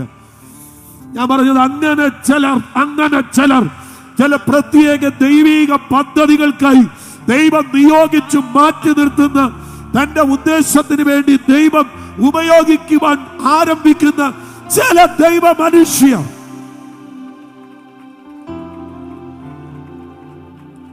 രാത്രി പറയും, എന്റെ മേലൊരു സെലക്ഷൻ വീഴണം. എനിക്കറിയാം, ഞാൻ ഈ വാക്കുകൾ പറഞ്ഞുകൊണ്ടിരിക്കുമ്പോൾ തന്നെ ചിലരുടെ കണ്ണുകൾ നിറയുന്നത് പോലെ, ചിലരുടെ അതരം വിതുമ്പുന്നത് പോലെ ഈ രാത്രി ഉച്ചത്തിൽ പ്രാർത്ഥിക്ക്, നിന്റെ മേലൊരു സെലക്ഷൻ വീഴാൻ പോകുകയാണ്.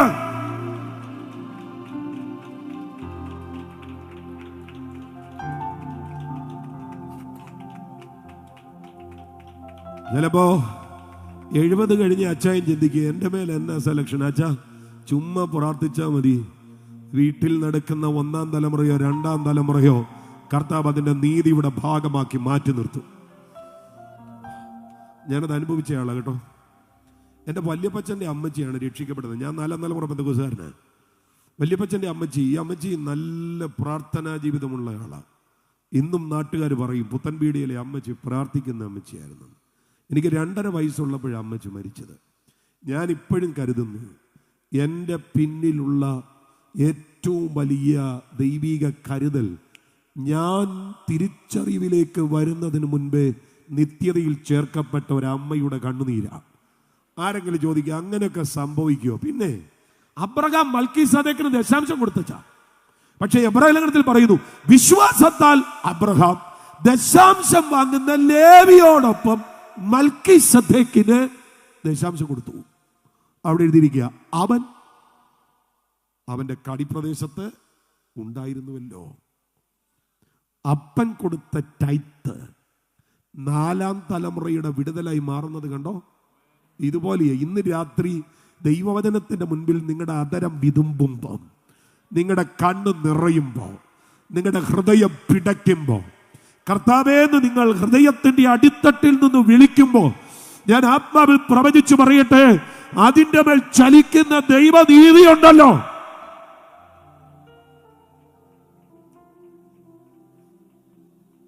ഫിനി പാസ്റ്ററെ, ഈ ചില ശുശ്രൂഷ വേദികളുടെ മുന്നിൽ ആളുകളെ മുന്നോട്ട് പ്രാർത്ഥിക്കാൻ വിളിച്ചപ്പോ ചെന്ന് അലറി കരഞ്ഞിട്ടുണ്ട്, ദൈവം എന്നെ ഇതുപോലെ ഉപയോഗിക്കണമെന്ന്. അറിയില്ല കേട്ടോ, ഇത് ഉപയോഗിക്കപ്പെടുമോ എനിക്കറിയില്ല. ഞാൻ ഈ സെമിനാരി പഠിച്ച സമയം എനിക്കറിയില്ല എൻ്റെ മിനിസ്ട്രി എങ്ങോട്ട് പോകുമെന്ന്. ചിലർ തടി വെട്ടുന്നത് പോലെ ഇടത്തോട്ട് വീഴുമോ വലത്തോട്ട് വീഴുമോ എന്നറിയില്ല. ഇതുപോലായിരുന്നു ഞാൻ. ഇതെന്താകും? പക്ഷേ ദൈവസാന്നിധ്യം ചലിച്ചാൽ ഞാൻ നിലവിളിക്കും. ഇന്നും നിലവിളിക്കും, കർത്താവ് എന്നെ ഒന്ന് ഉപയോഗിക്കണേ, ഈ ദൈവ മനുഷ്യനെ പോലെ എന്നെ ഒന്ന് ഉപയോഗിക്കണേ. അലറിക്കരഞ്ഞിട്ടുണ്ട് ഞാൻ പലയിടങ്ങളിലും. ഞാൻ പറയട്ടെ പ്രിയപ്പെട്ടവരെ, കർത്താവ് ആർക്കും കടക്കാരനല്ല. ഇന്ന് രാത്രി ഞാൻ ഇത് പറയുമ്പോൾ പിടിച്ചു നിർത്താൻ കഴിയാത്ത വിധത്തിൽ നിന്റെ കണ്ണ് നിറഞ്ഞൊഴുകുന്നുണ്ടെങ്കിൽ നിയോഗത്തിൽ ഞാൻ പറയട്ടെ, എന്റെ കർത്താവ് കടക്കാരനല്ല.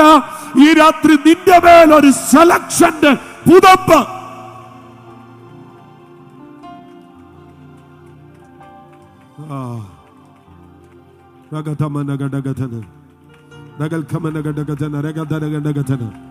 അന്യഭാഷ പറഞ്ഞു ഒന്ന് ആരാധിക്കാൻ പറ്റുമെങ്കിൽ ഒന്ന് ആരാധിച്ചു. അന്യഭാഷ പറഞ്ഞു ഒന്ന് ആരാധിക്കാൻ പറ്റുമെങ്കിൽ ആരാധിച്ചോ.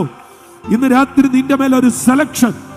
നിന്റെ കുടുംബത്തിൽ വേറെ ആരും കാണാത്ത, നിന്റെ നാട്ടിൽ വേറെ ആരും കാണാത്ത, നിന്റെ സുഹൃത്തുക്കളിൽ വേറെ ആരും കാണാത്ത, നിന്റെ സഹപാഠികളിൽ വേറെ ആരും കാണാത്ത ഒരു സെലക്ഷൻ ഇന്ന് രാത്രി എന്റെ കർത്താവ് നിന്റെ മേൽ അയക്കും എന്ന് പറഞ്ഞാൽ ഈ രാത്രി ആമേൻ പറഞ്ഞ് ആ ദൂതിന്റെ മുൻപിൽ ഒന്ന് നിലവിളിച്ചു പ്രാർത്ഥിക്കുക. സെലക്ഷൻ.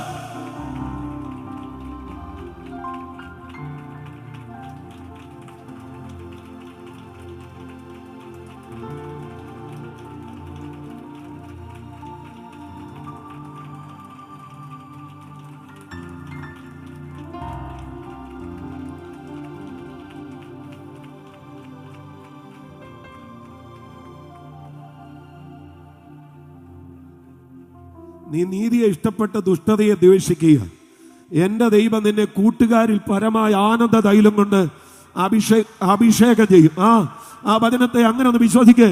കൂട്ടുകാരിൽ പരമായി ആനന്ദ തൈലത്തിന്റെ ഒരഭിഷേകം വിശ്വസിക്കുന്നവരുണ്ടെങ്കിൽ നിന്റെ സഹപാഠികളെക്കാൾ, നിന്റെ സഹപ്രവർത്തകരെക്കാൾ ആനന്ദ തൈലത്തിന്റെ ഒരഭിഷേകം.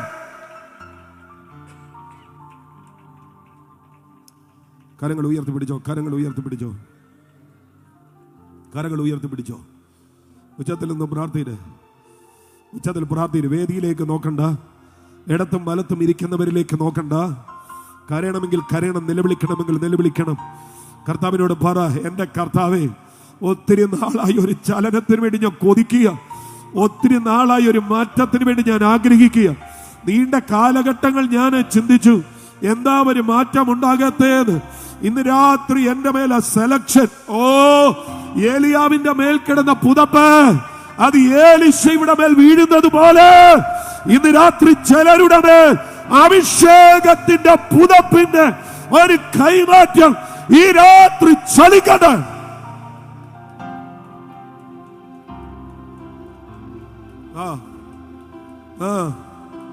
ഇനി നിന്റെ പുറകിലല്ല നിർത്താൻ പോകുന്നത് കേട്ടോ. കാലഘട്ടങ്ങളായി നീ പലരുടെ നിഴലിലായിരുന്നു. ഇനി നിന്റെ പുറകിലല്ല, നിന്നെ ഓടിച്ചു മുൻപിൽ കയറ്റുന്ന ദിവസങ്ങൾ. എനിക്കറിയാം ഇതൊരു പ്രൊഫറ്റിക് വേർഡായിട്ട് പരിശുദ്ധാത്മാവ് ചിലരോട് സംസാരിക്കുക. മുൻപന്മാർ പലരും പിൻപന്മാരും, പിൻപന്മാർ പലരും മുൻപന്മാരും.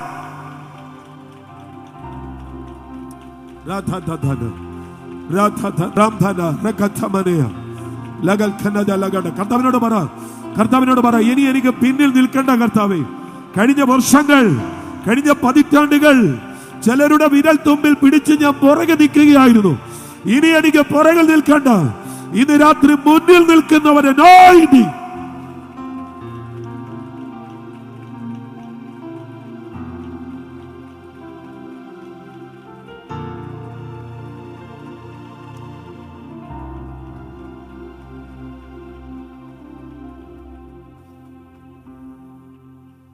എനിക്കറിയാം ഇന്ന് രാത്രി ഈ ടെന്റിൽ അസാധാരണ ദൈവസാന്നിധ്യം ഇറങ്ങി നിൽക്കുക.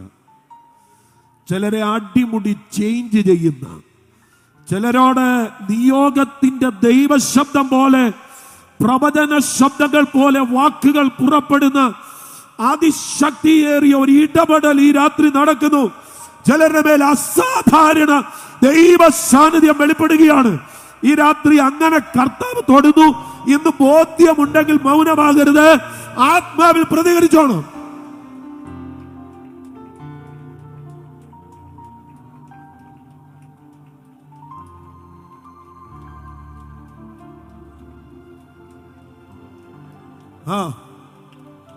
അന്യഭാഷയിൽ ആരാധിക്കുവാൻ കൃപയുള്ളവർ ഇന്ന് രാത്രി അന്യഭാഷയിൽ ആരാധിച്ചോ. ഒത്തിരി നാളായില്ലേ കുത്തുവാക്കുകൾ കേൾക്കാൻ തുടങ്ങിയിട്ട്. നന്നാകില്ലെന്നും, നീ പ്രയോജനപ്പെടത്തില്ലെന്നും, നിന്നെ ഉപയോഗിക്കത്തില്ലെന്നും, നിന്റെ വീടൊരു ശപിക്കപ്പെട്ട വീടാണെന്നും, നിന്റെ വീടിനകത്തു നിന്ന് നിനക്കൊരു മാറ്റം ഉണ്ടാകത്തില്ലെന്നും നിന്റെ കാതുകൾക്ക് പലരും പറഞ്ഞിട്ടില്ലേ? ഇന്ന് രാത്രി ആ വാക്കുകളെ ദൈവത്തിന്റെ ആത്മാവ് തിരിക്കുന്നു എന്ന് പരിശുദ്ധാത്മാവിൽ നിയോഗത്തിന്റെ ദൈവശബ്ദം പുറപ്പെടുമ്പോ ഈ രാത്രി ആത്മ നിറവിൽ അതിനെ ഏറ്റെടുത്തിട്ട് നിയോഗത്തിൽ ഒന്ന് ആരാധിച്ചോ. ഇന്ന് രാത്രി നിന്റെ മേലെ പകർച്ച വീഴുന്നു.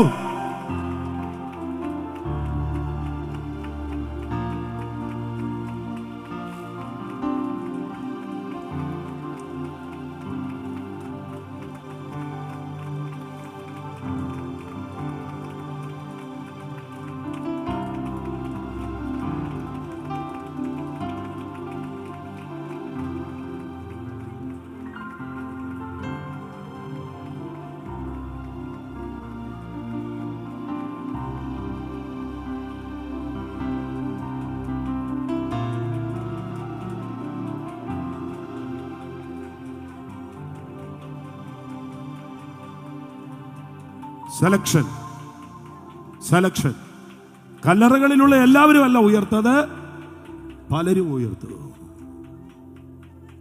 എവിടൊക്കെയോ ദൈവം കണക്കിട്ട നീതി, എവിടൊക്കെയോ ദൈവം കണക്കിട്ട നീതി. അഭിഷക്തനെ, നിങ്ങളുടെ ആത്മഭാരം ദൈവം കണക്കിടാതിരിക്കുവോ? വചനത്തോടുള്ള നിങ്ങളുടെ തീഷ്ണത ദൈവം കണക്കിടാതിരിക്കുവോ? സഭയെക്കുറിച്ചുള്ള വിശ്വസ്തത ദൈവം കണക്കിടാതിരിക്കുവോ? ആമേൻ. ഇടങ്കയും വലങ്കയും അറിയാതെ നിങ്ങൾ ചെയ്യുന്ന കാര്യം ദൈവം കണക്കിടാതിരിക്കുവോ? ഇല്ലില്ല. ഇതെല്ലാം ദൈവത്തിന്റെ കണക്ക് പുസ്തകത്തിനകത്ത് എഴുതി വെച്ചിട്ടുണ്ട്. ദൈവം അത് നീതിയായി കണക്കിടും.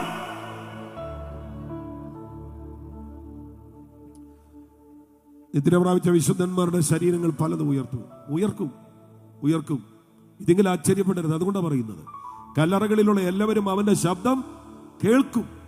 നന്മ ചെയ്തവർ ജീവനായും തിന്മ ചെയ്തവർ ന്യായവിധിക്കായും പുനരുത്ഥാനം ചെയ്യും. ഇവിടെ വായിക്കുക, അങ്ങനെ ഒരിക്കൽ മരണവും പിന്നെ ന്യായവിധിയും ദൈവം മനുഷ്യർക്ക് നിയമിച്ചിരിക്കുകയാൽ ക്രിസ്തുവും അങ്ങനെ തന്നെ എന്ന് പറയുമ്പോൾ മനുഷ്യൻ ഒരിക്കൽ മരിക്കുന്നത് പോലെ ക്രിസ്തുവും ഒരിക്കൽ മരിച്ചു. ഇവിടെ അർപ്പിക്കപ്പെട്ടു എന്നാണ്. കേവല മരണമല്ല, അർപ്പിക്കപ്പെടുകയാണ്. യേശുവിന്റെ മരണം ആത്മഹത്യയല്ല, അവിടുത്തെ മരണം കൊലപാതകമല്ല, അർപ്പിക്കപ്പെടുകയാണ്. എന്തിന്? അനേകരുടെ പാപങ്ങളെ ചുമപ്പാൻ. ഒന്നുകൂടെ, അനേകരുടെ പാപങ്ങളെ ചുമപ്പാൻ. 2 Corinthians 5:21 വായിക്കുന്നുണ്ട്, പാപം അറിയാത്തവന് നാം അവനിൽ ദൈവത്തിന്റെ നീതി ആകേണ്ടതിന് നമുക്ക് വേണ്ടി പാപം ആക്കി. പാപം അറിയാത്തവൻ പാപമാക്കപ്പെട്ടു. മലയാളത്തെക്കാൾ കുറച്ചുകൂടെ നന്നായിട്ട് അത് എഴുതിയിട്ടുള്ളത് ഇംഗ്ലീഷ് ബൈബിളിലാണ്. Christ never sinned but God treated him as a sinner. അവിടുന്ന് പാപം ചെയ്തിട്ടില്ല, പക്ഷെ ദൈവം അവനെ പാപിയെ പോലെ ട്രീറ്റ് ചെയ്തു. ആരുടെ പാപം? നമ്മുടെ പാപം. അതുകൊണ്ട് യേശുവിന്റെ മരണത്തെ വികാരിയസ് ഡെത്ത് എന്ന് പറയുന്നത്, പകരമായിട്ടുള്ള മരണം, സബ്സ്റ്റിറ്റ്യൂട്ടാണ്. ആരാണ് മരിക്കേണ്ടത്? നമ്മളാണ് മരിക്കേണ്ടത്. നമ്മളായിരുന്നു പാപികൾ. നാം ചെയ്ത പാപത്തിന് വേണ്ടി, നമ്മുടെ പാപത്തിന്റെ പരിഹാരത്തിന് വേണ്ടി ക്രിസ്തു അങ്ങനെ തന്നെ ഒരിക്കൽ മരണം. അതുപോലെ ക്രിസ്തുവും ഒരിക്കലായി അർപ്പിക്കപ്പെട്ടു. അതാ അതിന്റെ കണക്ഷൻ. മനുഷ്യൻ ഒരിക്കലും മരിക്കുന്നത്, അതുപോലെ ക്രിസ്തുവും ഒരിക്കലായി. കൂടെ കൂടെ ക്രിസ്തു മരിക്കണ്ട കേട്ടോ. ആണ്ടോടാണ്ട് ക്രിസ്തു മരിക്കണ്ട. ആണ്ടോടാണ്ട് ക്രിസ്തു മരിക്കണ്ട. ഒരിക്കൽ അർപ്പിക്കപ്പെട്ടു. ഈ യേശു ക്രിസ്തുവിന്റെ ഈ മരണമുണ്ടല്ലോ, അത് എൻ്റെ പ്രിയപ്പെട്ടവരെ, അതിൻ്റെ ആ സമ്പൂർണതയിൽ അത് കൃത്യമാണ്. യേശു ക്രിസ്തുവിന്റെ മരണം എന്തിനു വേണ്ടിയായിരുന്നോ അത് ആ മരണത്തിൽ പൂർത്തീകരിക്കപ്പെട്ടു. യേശു ക്രിസ്തുവിന്റെ കുരിശിലെ 7 മൊഴികളിൽ ഒരു മൊഴി എന്താണ്? സകലതും നിവർത്തിയായി. It's finished. തെറ്റലസ്റ്റായി. സകലവും നിവർത്തിയായി. ഒന്നുകൂടെ പറഞ്ഞാൽ, മനുഷ്യന്റെ പാപത്തിന്റെ പരിഹാരത്തിന് വേണ്ടി എന്തെല്ലാം ചെയ്യണമായിരുന്നുവോ അതെല്ലാം അവിടുന്ന് പൂർത്തീകരിച്ചു.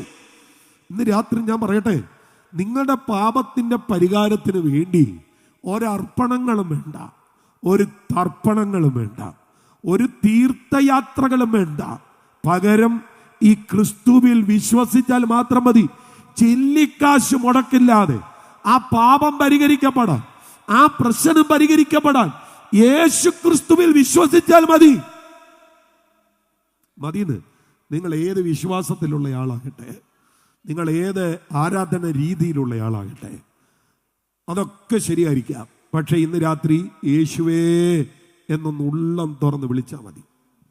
കൃത്യമായി വിളിച്ചില്ലേ? യേശുവേ ദാവീദ് പുത്ര, അതുപോലൊന്ന് വിളിക്കാൻ പറ്റുമെങ്കിൽ അവർ ഒറ്റ വിളിക്കകത്ത്, ഒറ്റ പ്രാർത്ഥനയ്ക്കകത്ത് ഇന്ന് രാത്രി നിങ്ങളുടെ ആ പ്രശ്നം പരിഹരിക്കപ്പെടുകയാണ്. പാപത്തിന്റെ കഠോരത, അതിന്റെ കെടുതികൾ ഇന്ന് രാത്രി അവർ ഒറ്റ വിളിക്കകത്ത് പരിഹരിക്കപ്പെടുകയാണ്. അതിനുള്ളതെല്ലാം കർത്താവ് പൂർത്തീകരിച്ചു വെച്ചിരിക്കുകയാണ്. മുനിയറ കൺവെൻഷന് വന്നപ്പോൾ ഞാൻ മോണിറ്ററും കൊണ്ടല്ല വന്നത്, ഞാൻ സ്പീക്കറും കൊണ്ടല്ല വന്നത്, ഞാൻ സൗണ്ട് സിസ്റ്റവുമായിട്ടല്ല വന്നത്. ഞാൻ ഫ്രീ ആയിട്ട് കയറി വരികയായിരുന്നു. ഞാൻ വന്നപ്പോഴേക്കും ഇവിടെ സകലതും ഒരുക്കി വെച്ചിരിക്കുകയായിരുന്നു. അതിനകത്ത് ഞാനങ്ങ് ജോയിൻ ചെയ്തതേ ഉള്ളൂ. ഇതുപോലെ എൻ്റെ പ്രിയപ്പെട്ടവരെ, രക്ഷയ്ക്ക് വേണ്ടി ഒന്നും ചെയ്യണ്ട, നമുക്ക് വേണ്ടുന്നതെല്ലാം കർത്താവ് ഒരുക്കി വെച്ചിരിക്കുകയാണ്. വിശ്വാസത്താൽ നമ്മൾ അതിന്റെ പാർട്ടായാൽ മതി. വിശ്വാസത്താൽ നമ്മൾ ആ രക്ഷയിലേക്ക് ഒന്ന് അടുത്ത് ചെന്നാൽ മതി. ആ രക്ഷയൊന്ന് അനുഭവിച്ചാൽ മാത്രം മതി. അത് വളരെ സിമ്പിളാണ്. അവനെ കൈക്കൊണ്ട് അവന്റെ നാമത്തിൽ വിശ്വസിക്കുന്ന ഏവർക്കും ദൈവമക്കൾ ആകുവാൻ അധികാരം കൊടുത്ത് കൈക്കൊണ്ടാ മതി കേട്ടോ. കൈക്കൊണ്ടാ, സ്വീകരിച്ചാൽ മതി. യേശുവിനെ കർത്താവെന്ന് വായികൊണ്ട് ഒന്ന് ഏറ്റുപറഞ്ഞാൽ മതി. ദൈവം അവനെ മരിച്ചവരുടെ ഇടയിൽ നിന്ന് ഉയർപ്പിച്ചു എന്നൊന്ന് വിശ്വസിച്ചാൽ മതി. ഒറ്റ കാര്യത്തിൽ രക്ഷ വെളിപ്പെടുകയാണ്. ഇങ്ങനെ രക്ഷിക്കാൻ കഴിയുന്ന വേറെ ഒരുത്തനും ഉലക ചരിത്രത്തിൽ ഇല്ല. അതുകൊണ്ട് അപ്പോസ്തല പ്രവൃത്തി 4:12 പറയുന്നത്, മറ്റൊരുത്തനിലും, ഉച്ചത്തിൽ പറ, എല്ലാവരും കൂടെ ചേർന്ന് പറഞ്ഞു, ഇവിടെ ഇരിക്കുന്ന മുഴുവൻ ആളുകളും കൂടെ ചേർന്ന് പറഞ്ഞു, ഉച്ചത്തിൽ വിളിച്ചു പറഞ്ഞ്, മറ്റൊരുത്തനിലും നാം രക്ഷിക്കപ്പെടാൻ ആകാശത്തിന്റെ കീഴിൽ മനുഷ്യരുടെ ഇടയിൽ നൽകപ്പെട്ട വേറൊരു നാമവുമില്ല. ഒരൊറ്റ നാമം, യേശു. ആ നാമം ഉറക്കെ വിളിച്ച് ആരാണ്? യേശു. വിശ്വസിച്ചാൽ മാത്രം മതി കേട്ടോ, വിശ്വസിച്ചാൽ മാത്രം മതി. അതുകൊണ്ട് അവിടെ വായിക്കുന്നത്, ഒരിക്കൽ മരണവും പിന്നെ ന്യായവിധിയും ദൈവം മനുഷ്യർക്കായി നിയമിച്ചിരിക്കുകയാൽ ക്രിസ്തുവും അങ്ങനെ തന്നെ അനേകരുടെ പാപങ്ങളെ ചുമപ്പാൻ ഒരിക്കൽ അർപ്പിക്കപ്പെട്ടു. ശരിക്കും ആ വാക്യത്തെ നിർവചിച്ചാൽ, ഇന്നലകളിൽ ജീവിച്ചു മരിച്ചവരുടെ പാപത്തിന് ആ കുരിശുമരണം പരിഹാരമായിരുന്നു. ഇന്ന് ജീവിക്കുന്ന നമുക്കും ആ കുരിശുമരണം പരിഹാരമാണ്. ഇനിയും അവിടുത്തെ പ്രത്യക്ഷത വരെ ഈ മണ്ണിൽ ജീവിക്കുവാൻ പോകുന്ന സകല മനുഷ്യരുടെയും പാപത്തിനും ആ കുരിശിലെ മരണം പര്യാപ്തമാണ്. വിശ്വസിക്കുക മാത്രം ചെയ്താൽ മതി. കമോൺ, വിശ്വസിക്കുക മാത്രം ചെയ്താൽ മതി. യേശുവേ എന്നൊന്ന് വിളിച്ചാൽ മാത്രം മതി. അവിടെ ആ രക്ഷ സാധ്യമാകും. അതാ, ഒരിക്കൽ മരണവും പിന്നെ ന്യായവിധിയും ദൈവം മനുഷ്യർക്കായി നിയമിച്ചിരിക്കയാൽ ക്രിസ്തുവും അങ്ങനെ തന്നെ അനേകരുടെ പാപങ്ങളെ ചുമപ്പാൻ ഒരിക്കൽ അർപ്പിക്കപ്പെട്ടു. ആ അർപ്പിക്കപ്പെട്ട് കിടക്കുന്നവനിലേക്ക് നിങ്ങളൊന്ന് നോക്കിക്കേ. 9 കൂട്ടം കാര്യങ്ങൾ ആ കുരിശിൽ നമുക്ക് കാണാം. അതിലേതാനും ചില കാര്യങ്ങൾ മാത്രം ഞാൻ നിങ്ങളുടെ ശ്രദ്ധയിലേക്ക് കൊണ്ടുവരാം. അതിലൊന്നാമത്തെ കാര്യം എന്താണെന്നറിയാമോ? ദൈവത്തിൻ്റെ കൃപയുടെ പ്രദർശനമാണ് കുരിശിൽ കാണുന്നത്. ദൈവകൃപയുടെ പ്രദർശനം. ഞാൻ പാടുന്നില്ല, ഞാൻ പറയാം. എന്തോ ഒരു സ്നേഹമീ സാധുവേ ഓർത്തു നീ സന്താപസാഗരം തന്നിൽ വന്നു. ആരെ ഓർത്ത്? സാധുവിനെ ഓർത്ത്. ആര് വന്നു? സാക്ഷാൽ ദൈവമായവൻ സ്വർഗസിംഹാസനം വിട്ട്, താതന്റെ മാർവിടം വിട്ട്, ദൂതന്മാരുടെ സേവ വിട്ട് ഇറങ്ങി വന്നു. ആരെ ഓർത്ത്? സാധുവെ ഓർത്ത്.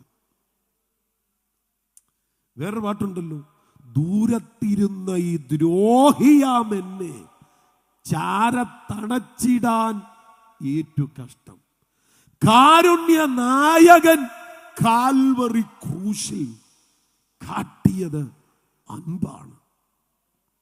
കുരിശിൽ കാണാൻ കാഴ്ചയുണ്ട്. അതിലേറ്റവും ഏറ്റവും പ്രധാനപ്പെട്ട കാഴ്ചയാണ് കൃപ. അപ്പൊ ഞാൻ പറഞ്ഞു വന്നത്, എന്റെ ദൈവമേ, ദ്രോഹിയായ എന്നെ രക്ഷിക്കാൻ അങ്ങ് കുരിശിൽ മരിച്ചെന്നു. ഹല്ലേലൂയ. അങ്ങ് കുരിശിൽ മരിച്ചെന്നോ? ആ, അതിന്റെ പേരാ കൃപ. കൃപ. ഒരു ബന്ധവുമില്ലാത്ത വെറുദ്രോഹിയായ എന്നെ രക്ഷിക്കാൻ വേണ്ടി അവിടുന്ന് കുരിശിൽ മരിച്ചു. ഹല്ലേലൂയ. അതാ കൃപ. അതുകൊണ്ടല്ലേ എഫേസ്യ ലേഖനം 2:5 പറയുന്നത്, കൃപയാലല്ലോ നിങ്ങൾ വിശ്വാസം മൂലം രക്ഷിക്കപ്പെടുന്നത്. 8-ാമത്തെ വാക്യത്തിലേക്ക് വരുമ്പോൾ, അതിന് നിങ്ങൾ കാരണമല്ല, ദൈവത്തിന്റെ ദാനമത്രയാകുന്നു. കൃപയാൽ നമ്മൾ രക്ഷിക്കപ്പെട്ടു. കൃപ എന്ന് പറഞ്ഞാൽ റോമാലേഖനത്തിൽ പറയുന്നുണ്ട്, കൃപയാലെങ്കിൽ പ്രവൃത്തിയാലല്ല, അല്ലെങ്കിൽ കൃപയല്ല. കൃപ എന്ന് പറഞ്ഞാൽ പിന്നെ പ്രവൃത്തി വേണ്ട, പ്രവൃത്തിക്ക് അവിടെ പ്രസക്തിയില്ല. കൃപ എന്ന് പറഞ്ഞാൽ പിന്നെ കഴിവ് വിഷയമല്ല, കഴിവിന് അവിടെ പ്രസക്തിയില്ല. കൃപ. എല്ലാവരും ഒന്ന് പറഞ്ഞു കൃപ ഒന്നുകൂടെ പറ. ബൈബിളിൽ ഏറ്റവും എനിക്ക് ഇഷ്ടമുള്ള വാക്ക് ഏതാണെന്നറിയോ? കൃപ.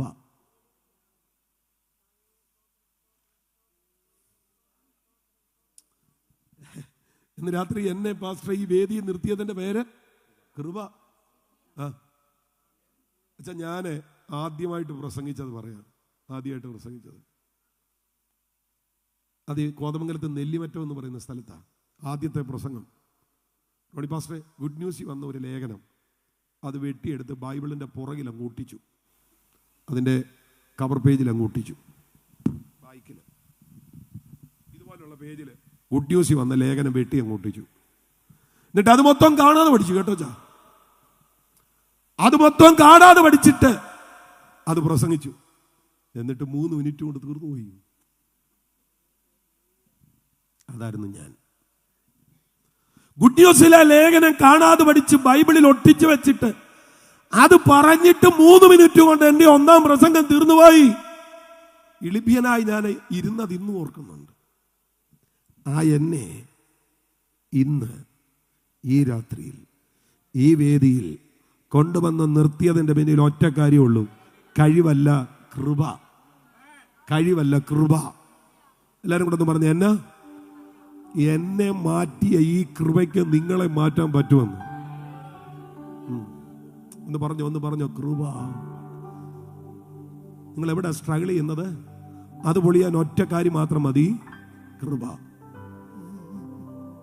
കൃപ വേണമപ്പ, കൃപ വേണമപ്പ, കൃപ വേണമപ്പ ഈ മക്കൾക്ക്. എന്നോടത്ത് പറഞ്ഞു, കൃപ വേണമപ്പ, കൃപ വേണമപ്പ, കൃപ വേണമപ്പ ഈ മക്കൾക്ക്. ഇതൊരു പ്രാർത്ഥനയാണ്. 2 കരങ്ങൾ ഒന്ന് ഉയർത്തിപ്പിടിച്ച്, 2 കരങ്ങൾ ഉയർത്തിപ്പിടിച്ച്, കണ്ണെല്ലാം ഒന്നടച്ച്, കണ്ണൊന്നടച്ച്, നിർബന്ധമായിട്ട് കണ്ണടച്ച്. എന്നിട്ട് നിങ്ങൾ കർത്താവിനെ നിങ്ങളുടെ ഹൃദയത്തിൽ ഒന്ന് കണ്ടേ. എന്നിട്ട് അപ്പന്റെ മുന്നിൽ നിർബന്ധം പിടിച്ച് കരയുന്ന ഒരു കുട്ടിയെ പോലെ ഉച്ചത്തിലൊന്ന് വിളിച്ചു പറ, കൃപ വേണമെന്ന് പറ. കൃപ വേണമപ്പ, കൃപ വേണമപ്പ, കൃപ വേണമപ്പ ഈ മക്കൾക്ക്. ഉച്ചത്തിൽ പാടിക്കേ. കൃപ വേണമപ്പ, കൃപ വേണമപ്പ, കൃപ വേണമപ്പ ഈ മക്കൾക്ക്. എന്റെ കർത്താവേ കൃപ വേണം എന്ന് പറഞ്ഞ് കർത്താവിനോട് പറ, എനിക്ക് കൃപ വേണമെന്ന് പറ. നിന്നെ എഴുതി തള്ളിയിടത്ത് നിന്നെ നിർത്താൻ പോകുന്നത് കൃപയാണ്. നിന്റെ കഴിവുകളുടെ മേൽ വ്യാപരിക്കുന്നത് കൃപയാണ്. പൗലോസ് എന്ന് പറയുന്ന മനുഷ്യൻ ശൂലം മാറാൻ വേണ്ടി കർത്താവിന്റെ സന്നിധി ചെന്നു. കർത്താവ് പറഞ്ഞു, എന്റെ കൃപ നിനക്ക് മതി, എൻ്റെ കൃപ നിനക്ക് മതി. ആ ശരീരം ബലഹീനമായിരുന്നു കേട്ടോ, പക്ഷെ കർത്താവ് പറഞ്ഞു ഈ ശൂലം അവിടെ ഇരിക്കുന്നത് കൊണ്ട് നിന്റെ ശുശ്രൂഷയുടെ വേഗത കുറയത്തില്ല, നിന്റെ ലേഖനങ്ങളുടെ എണ്ണം കുറയത്തില്ല, നീ ചെയ്യേണ്ട പ്രസംഗങ്ങളുടെ എണ്ണം കുറയത്തില്ല. എന്റെ കൃപ നിന്റെ ബലഹീനതയിൽ തികഞ്ഞു വരും.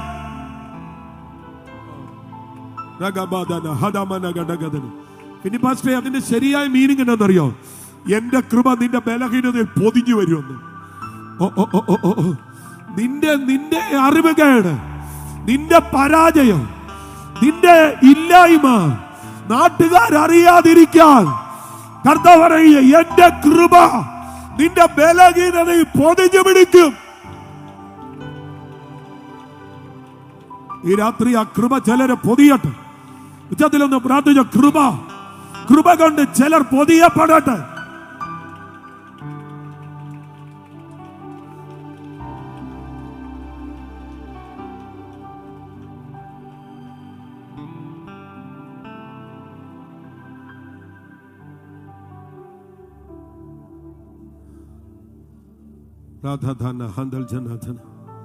ഇന്ന് രാത്രി മൈക്കുമായിട്ട് നിങ്ങളുടെ ഇടയിൽ വന്ന് നിൽക്കാനാണ് എനിക്ക് ഇഷ്ടം തോന്നുന്നത്. ഈ വീഡിയോയും മറ്റു കാര്യങ്ങളും ഒക്കെ ഉള്ളത് കൊണ്ട് ശ്രമിക്കാത്തത്.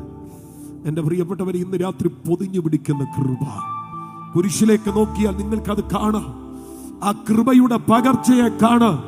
അതുകൊണ്ടാണ് ഞാൻ പറഞ്ഞത്, അതിന്റെ ഒരു ഒഴുക്കുണ്ട് കേട്ടോ. ക്രൂശിൽ നിന്നും പാഞ്ഞൊഴുകിയിടുന്ന ദൈവ സ്നേഹത്തിന്റെ വൻകൃപ എന്ന് പറയുന്നത് പോലെ ഒരു കൃപയുടെ ഒഴുക്ക്.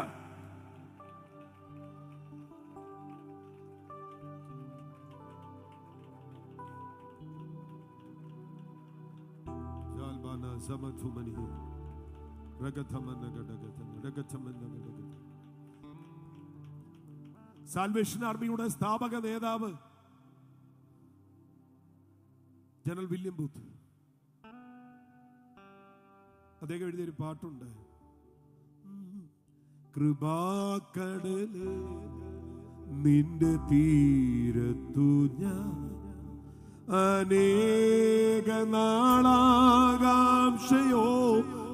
നിന്നേ മടങ്ങുകില്ലി നീ വീടുന്നീ ഞാൻ മടങ്ങുകില്ലി നീ വീടുന്നീ ഞാൻ പ്രവാഹമെന്നേ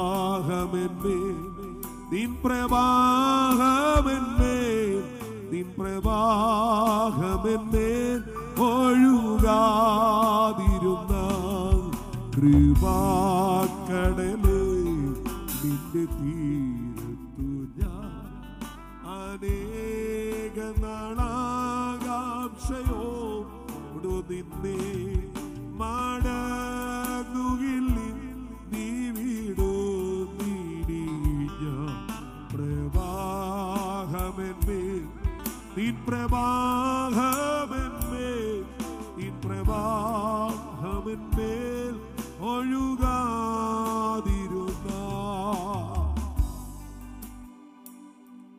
യേശുവേ, ഇവിടുന്ന് ഞാൻ മടങ്ങണമെങ്കിൽ കൃപയുടെ ചാറ്റൽ മഴയില്ല, കൃപയുടെ പ്രവാഹം എൻ്റെ മേലുണ്ടാകണം. ഇന്ന് രാത്രി എനിക്ക് നല്ല ബോധ്യമുണ്ട്, ആ വിധത്തിൽ ഹൃദയം തൊട്ട് പ്രാർത്ഥിക്കുന്ന ചിലരുടെ മേൽ കൃപയുടെ ഒരു പ്രവാഹം, ചിലർക്ക് ഇതൊരു തുടക്കമാണ് കേട്ടോ. ഞാൻ വളരെ നിയോഗത്തിൽ പറയുകയാണ്, ചിലരെ സംബന്ധിച്ച് ഇതൊരു ന്യൂ ബിഗിനിങ്,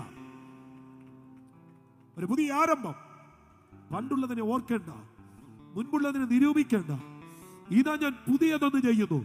പാഴ്മലകളിൽ നിന്ന് നദികൾ, മരുഭൂമികളിൽ നീർപ്പൊയ്കകൾ, വരണ്ട നിലത്ത് തടാകങ്ങൾ, പുതിയതൊന്ന് പുതിയതൊന്ന് പുതിയത് പുതിയത് ആത്മനിറവിൽ പറ, പുതിയത് പുതിയത്. ഇതുവരെ പറയാത്ത പുതിയ ചില ദൂതുകൾ, ഇതുവരെ കേൾക്കാത്ത പുതിയ ചില വാഗ്ദത്തം, ഇതുവരെ പ്രാപിക്കാത്ത പുതിയ ചില ഇടപെടലുകൾ, പുതിയ ചില ദൈവിക കാര്യപരിപാടികൾ, പുതിയത്.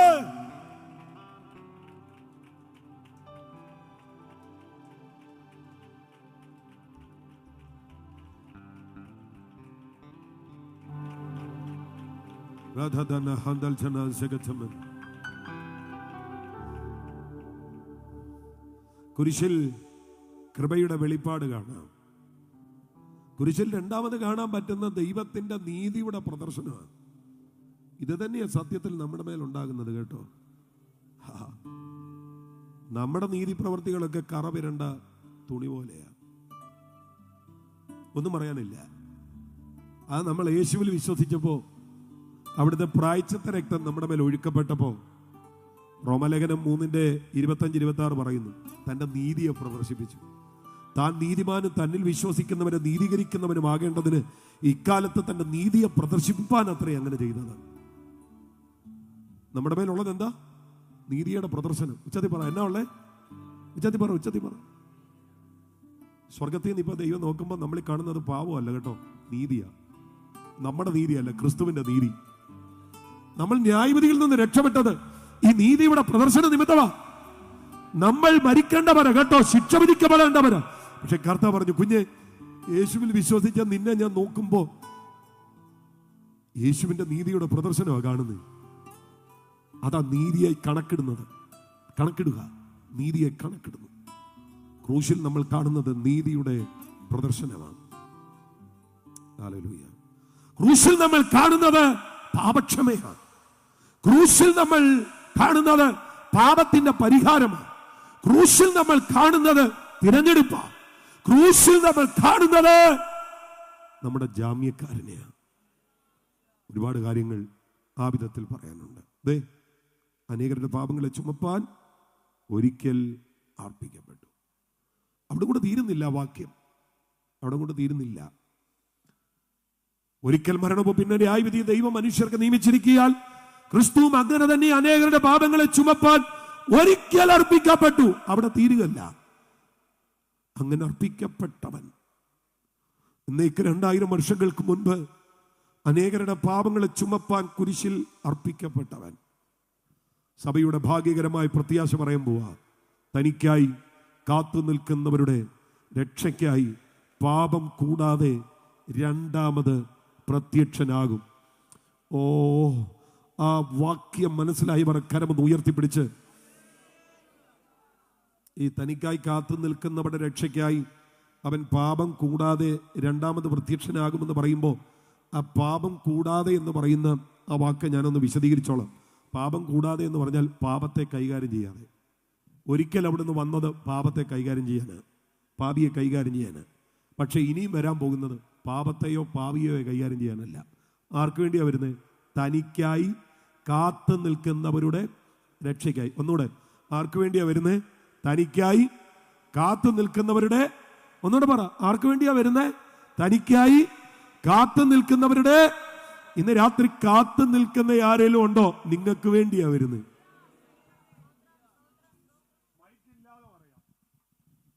ഈ പെന്തക്കോസ്തി വന്ന നമ്മുടെ ചില ആളുകളുടെ ചിന്ത, ഞാനങ്ങ് നിത്യതയിൽ പോകുന്നു.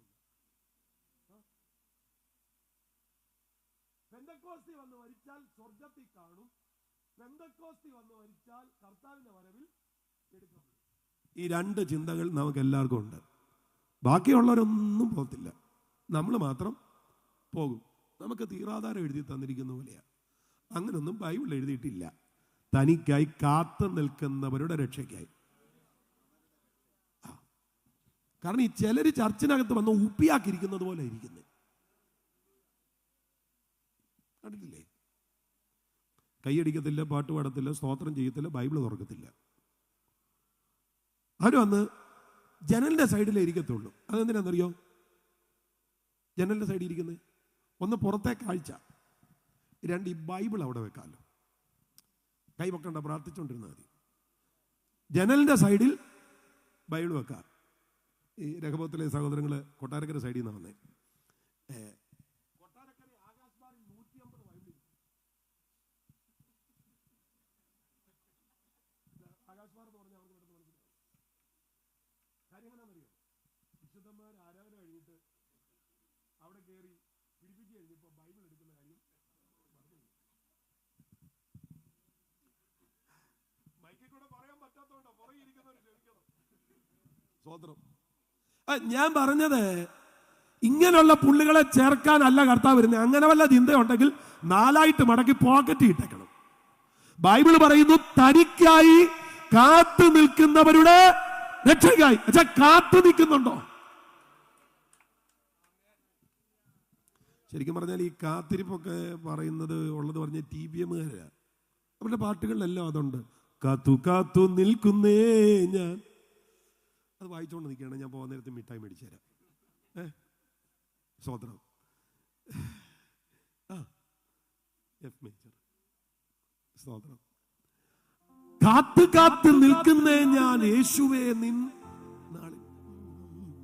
കാത്തു കാത്തു നിൽക്കുന്നേ ഞാൻ യേശുവേ നിൻ നാളിനാ. നിൻ വരവിൽ ഭാഗ്യമോർത്തി താനന്ദമെന്താ കാണുന്നേ മൽപ്രിയ മാനാളനേ. എന്നുമേഘേ വന്നിടുമോ പൊന്മുഖം ഞാൻ മുത്തിടാ. കാത്തു കാത്തു നിൽക്കുന്നെന്ന് KJVക്കകത്ത് ഈഗർലി വെയിറ്റിംഗ് എന്ന, ഈഗർലി ആകാംക്ഷയോടെ കാത്തിരിക്കുന്നവർ, അവർക്ക് വേണ്ടിയാണ് കർത്താവ് വരാൻ പോകുന്നത്. ഈ കാത്തിരിക്കുന്നവർക്ക് മാത്രമേ ഒരുങ്ങിയിരിക്കാൻ പറ്റത്തുള്ളൂ. കാത്തിരുന്നിട്ട് തന്നെ 5 പേരുടെ പാത്രത്തിൽ എണ്ണയില്ലായിരുന്നു. കാത്തിരുന്നവരായിട്ട് തന്നെ പാത്രത്തിൽ, ഈ പാത്രത്തിലെയും വിളക്കിലെ എണ്ണ രണ്ടും രണ്ടാണ് കേട്ടോ. ഈ വിളക്കിലെ എണ്ണ എന്ന് പറയുന്നത് പരസ്യ ജീവിതമാണ്. ഞായറാഴ്ച ബൈബിൾ എടുത്തുകൊണ്ട് ചർച്ചിൽ പോകുന്നു, അവിടെ ചെന്ന് സാക്ഷ്യം പറയുന്നു, പാട്ട് പാടുന്നു. പരസ്യ ജീവിതമാണ് വിളക്കിലെ എണ്ണ. ഇങ്ങനെയുള്ളവർ പോകാൻ ബുദ്ധിമുട്ടാണ്. പാത്രത്തിലെ എണ്ണയും കൂടെ വേണം. അതാ രഹസ്യ ജീവിതം. ഇതാരും അറിയുന്ന കാര്യമല്ല. പാത്രത്തിലെ എണ്ണ ആരും അറിയത്തില്ല. ഇതാരും കാണിക്കാൻ വേണ്ടിയല്ല, സ്വന്തം കരുതല. ശരിക്കും പറഞ്ഞാൽ പരസ്യ ജീവിതവും രഹസ്യ ജീവിതവും ഒരുപോലെ ക്രമീകരിക്കുന്നവൻ ആരോ അവനാണ് കാത്തിരിക്കുന്നത്. അവർക്ക് വേണ്ടിയാണ് കർത്താവ് വരാൻ പോകുന്നത്.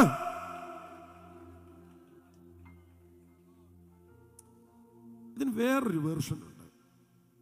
അത് പൗലോസ് പറയുന്നുണ്ട്, തൻ്റെ വരവിങ്കൽ പ്രിയം വെച്ച.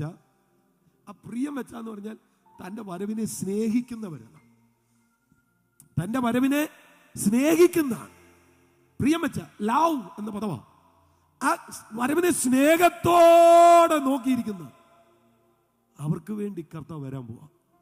പാപത്തെ കൈകാര്യം ചെയ്യാതെ, പാപിയെ കൈകാര്യം ചെയ്യാതെ, തനിക്കായി കാത്തു നിൽക്കുന്നവരുടെ രക്ഷയ്ക്കായി. ഞാൻ ആ രക്ഷയുടെ ത്രികാല പ്രസക്തി പറയേണ്ട, കൺക്ലൂഡ് ചെയ്യാൻ നേരമാകുന്നതുകൊണ്ട് ഞാൻ ആ ത്രികാല പ്രസക്തിയിലേക്ക് പോകുന്നില്ല. ആ കാത്തു നിൽക്കുന്നവരുടെ രക്ഷ മാത്രം പറയാം. കാത്തു നിൽക്കുന്നവരുടെ രക്ഷ ഒറ്റ വാക്കിൽ ഞാനതങ്ങ് പറഞ്ഞുവിടാം. രക്ഷയ്ക്ക് ത്രികാല പ്രസക്തിയുണ്ട്. രക്ഷിക്കപ്പെട്ടു, രക്ഷിക്കപ്പെട്ടുകൊണ്ടിരിക്കുന്നു, രക്ഷിക്കപ്പെടും. രക്ഷിക്കപ്പെട്ടു, ആത്മരക്ഷ. ഇന്നലകളിൽ യേശുവിനെ രക്ഷിതാവായി സ്വീകരിച്ചതാണ്.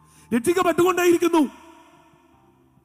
ഓരോ ആരാധനകളിലും നമ്മളോട് വചനം ഇടപെടുമ്പോൾ, അതായത് റോമലേഖനം 12 പറയുന്നത്, സഹോദരന്മാരെ, ഞാൻ ദൈവത്തിന്റെ മനസ്സിൽ ഓർപ്പിച്ച് നിങ്ങളെ പ്രബോധിപ്പിക്കുക. നിങ്ങൾ ബുദ്ധിയുള്ള ആരാധനയാകണം.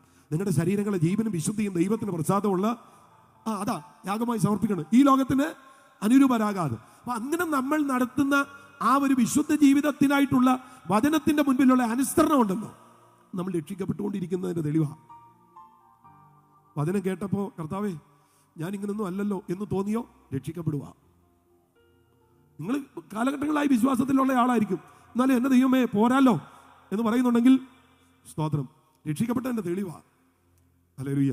ഇന്ന് ഞങ്ങളുടെ ചർച്ചില് ആരാധന കഴിഞ്ഞിട്ട് ഞങ്ങളുടെ ചർച്ചിൽ ഒരു ഹസ്ബൻഡ് ആൻഡ് വൈഫ് അവിടുത്തെ CMS കോളേജിലെ കെമിസ്ട്രി ഡിപ്പാർട്ട്മെന്റിന്റെ HOD. സ്തോത്രം. ഹസ്ബൻഡ് അവിടുത്തെ +2 അധ്യാപകനാണ്.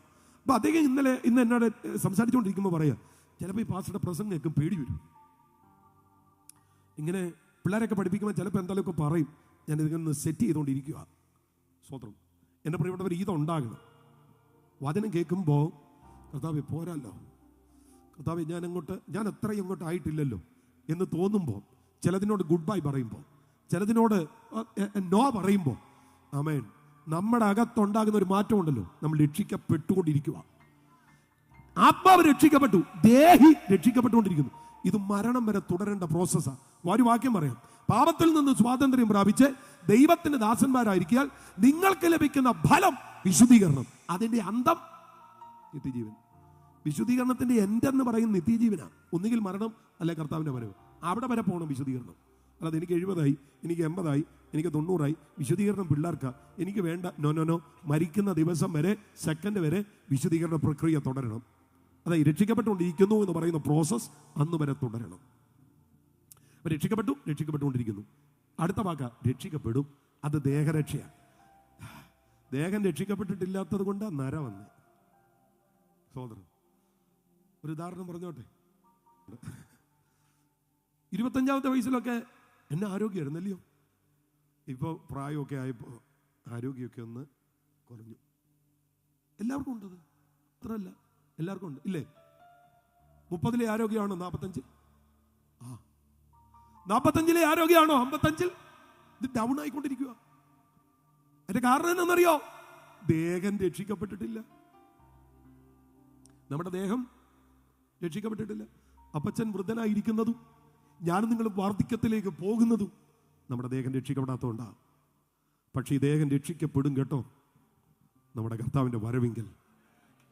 പിന്നെ വാർദ്ധക്യം തൊടത്തില്ല, ജരാനരകൾ ബാധിക്കത്തില്ല, മരണം തൊടത്തില്ല, രോഗം ബാധിക്കത്തില്ല, പാപം പ്രലോഭിപ്പിക്കത്തില്ല, പിശാചിന് ഒരു ദോഷവും ചെയ്യാൻ പറ്റത്തില്ല. അങ്ങനെ നമ്മൾ ഇവിടെ നിന്ന് അങ്ങ് എടുക്കപ്പെടും. ഇതാ കാത്തു നിൽക്കുന്നവരുടെ രക്ഷ. നമ്മൾ ഇതിനു വേണ്ടി ഒരുങ്ങിയിരിക്കുന്നത്. റാപ്ചർ എന്ന് പറയുന്ന പദം, എടുക്കപ്പെടും എന്ന് പറയുന്ന പദം കേട്ടോ. എടുക്കപ്പെടും, റാപ്ചർ, എടുക്കപ്പെടും എന്ന് പറയുമ്പോൾ നന്നായിട്ട് കേൾക്കണേ. ഹല്ലേലൂയ. സത്യത്തിൽ ഒരു പരുന്ത് ഒരു കോഴിക്കുഞ്ഞിനെ റാഞ്ചി എടുത്ത് കൊണ്ടുപോകുന്നത് പോലെ അതാ റാപ്ചർ എന്ന് പറയുന്നത്. സത്യത്തിൽ ഈ റാപ്ചർ എന്ന് പറയുന്ന ആ ഒരു പദത്തെ അതുപോലെ പ്രതിഫലിപ്പിക്കാൻ മലയാളത്തിൽ പദമില്ലാത്തത് കൊണ്ട് ഉൽപ്രാവണം എന്ന് പറയുന്നത്. അത് മലയാള പദമല്ല, സംസ്കൃത പദമാണ്. ഉൽപ്രാവണം, എടുത്തുകൊണ്ട് പോകുക, തട്ടിപ്പറിക്കുക, ദൂരെ ഒരിടത്തേക്ക് കൊണ്ടുപോവുക, സ്ഥലം മാറ്റുക. നമ്മളെ ഇവിടുന്ന് എടുത്തോണ്ട് പോകുമെന്ന് കേൾക്കുന്നവരുണ്ടോ? രാമേൻ പറ. ഞാനത് ഉദാഹരിക്കുന്നത് എങ്ങനെയാണെന്നറിയോ? സ്തോത്രം. നെടുമ്പാശ്ശേരി 380 ഫ്ലൈറ്റ് വരാറില്ല. സ്തോത്രം. അത് മറ്റ് രാജ്യങ്ങളിലൊക്കെയാ. ഇപ്പൊ ദുബൈയിലൊക്കെ ചെന്നാൽ എമിറേറ്റ്സിന്റെ 380 ഫ്ലൈറ്റ് ഉണ്ട്. ഒരു 850 യാത്രികരെയൊക്കെ കൊണ്ടുപോകുന്ന ഭീമാകാരമായ ഫ്ലൈറ്റ്, ഡബിൾ ഡെക്കർ. സ്തോത്രം. അത് മിക്കവാറും യൂറോപ്പ്, അമേരിക്കൻ സെക്ടറുകളിലേക്കൊക്കെ പോകുന്ന ഫ്ലൈറ്റുകളാണ് ഡബിൾ ഡെക്കർ. ഈ ഡബിൾ ഡെക്കർ നിങ്ങളൊന്ന് ആലോചിക്കും. 4 എഞ്ചിൻ, 2 സൈഡിലായിട്ട് 4 എഞ്ചിൻ. സ്തോത്രം. ഈ 850 യാത്രികരും അവരുടെ വെയിറ്റും പിന്നെ അവരുടെ ലഗേജും പിന്നെ അതിന്റെ ക്രൂവും പിന്നെ ഈ ഫ്ലൈറ്റിന്റെ വെയിറ്റും, ഇങ്ങനെ നമുക്ക് ഇമാജിൻ ചെയ്യാൻ കഴിയാത്ത ഭാരം റൺവേയിൽ ഓടി അതിന്റെ എൻഡിൽ നിന്ന് കുതിച്ച് മുകളിലോട്ട് ഉയരുന്നത് കണ്ടിട്ടില്ലേ? എന്റെ പ്രിയപ്പെട്ടവരെ, ഇത് സത്യമാണെങ്കിൽ തനിക്കായി കാത്തു നിൽക്കുന്നവർക്ക് വേണ്ടി കർത്താവ് വരും. വന്നിട്ടൊരു കോഴിക്കുഞ്ഞിനെ ഒരു പരുന്ത് റാഞ്ചിയെടുത്ത് കൊണ്ടുപോകുന്നത് പോലെ ഇവിടെ നമ്മളൊരു പോക്കുണ്ട്. അതാ തനിക്കായി കാത്തു നിൽക്കുന്നവരുടെ രക്ഷയ്ക്കായി അവൻ പാപം കൂടാതെ രണ്ടാമത് പ്രത്യക്ഷനാകുമെന്ന് പറയുന്നത്. അത് നമ്മൾ കാത്തിരിക്കുന്നവരാണ്. നമ്മുടെ കാത്തിരിപ്പത കാത്തു നിൽക്കുന്നവരുടെ രക്ഷയ്ക്കായിട്ടുള്ള അവിടുത്തെ മടങ്ങി വരവ് കൺക്ലൂഡ് ചെയ്യുക. Hallelujah, hallelujah. 2 തെസ്സലോനിക്ക ലേഖനം 2 പറയുന്നുണ്ട്, ഇനി സഹോദരന്മാരെ, നമ്മുടെ കർത്താവായ യേശു ക്രിസ്തുവിന്റെ പ്രത്യക്ഷതയും അവന്റെ അടുക്കലേക്കുള്ള നമ്മുടെ സമാഗമനവും സംബന്ധിച്ച് ഞങ്ങൾ നിങ്ങളോട് അപേക്ഷിക്കുന്നത്.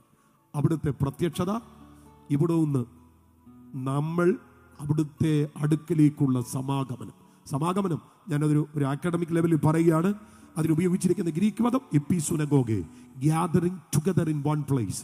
സ്തോത്രം. ഇവിടുന്ന് അങ്ങോട്ട് എടുക്കപ്പെട്ട് അവിടെ നമ്മുടെ കർത്താവ് എവിടെയാണോ അവിടെ ആ മധ്യാകാശത്തിൽ gathering together in one place നാമും കർത്താവും കൂടെ സമ്മേളിക്കുന്ന ഒരു ദിവസമുണ്ട്. അത് കാത്തു നിൽക്കുന്നവിടെ രക്ഷ എന്ന് പറയുന്നത്.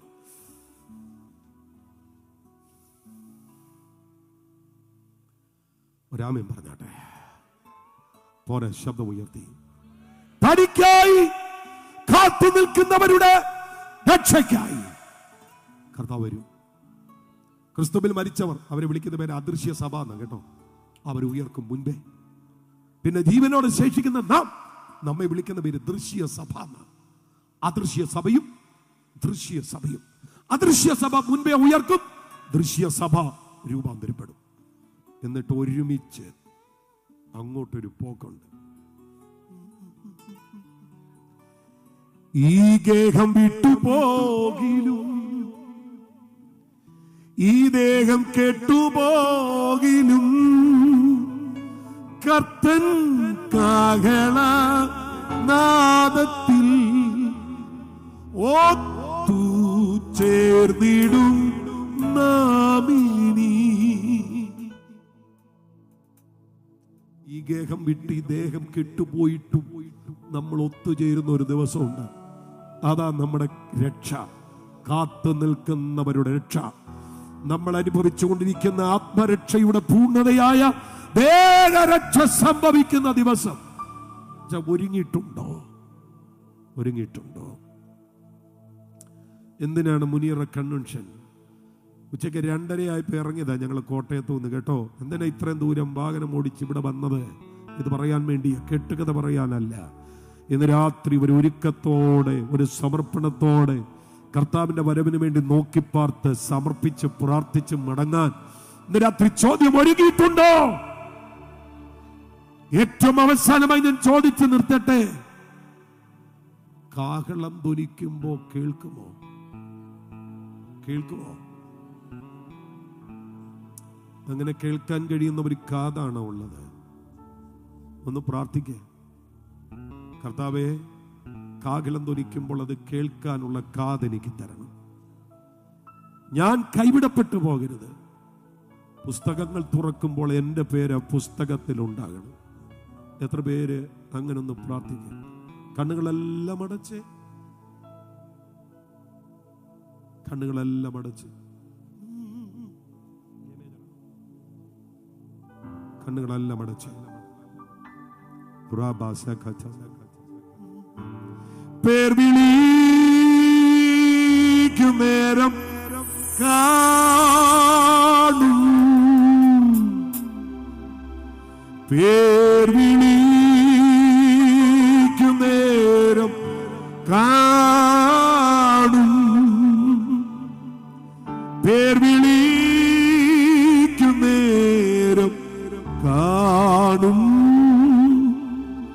പേർ വിളിക്കും നേരം കാണുമൻ പേരും. ഒന്നുകൂടെ എല്ലാവരും കൂടെ ചേർന്നത് പാടിക്കേ. കണ്ണുകൾ അടച്ച്.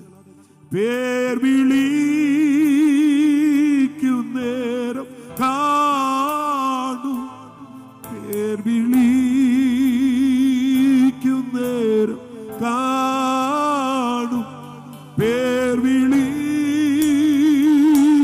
നേരം കാണും, പേർ വിളിക്കും നേരം കാണും എൻ പേരും.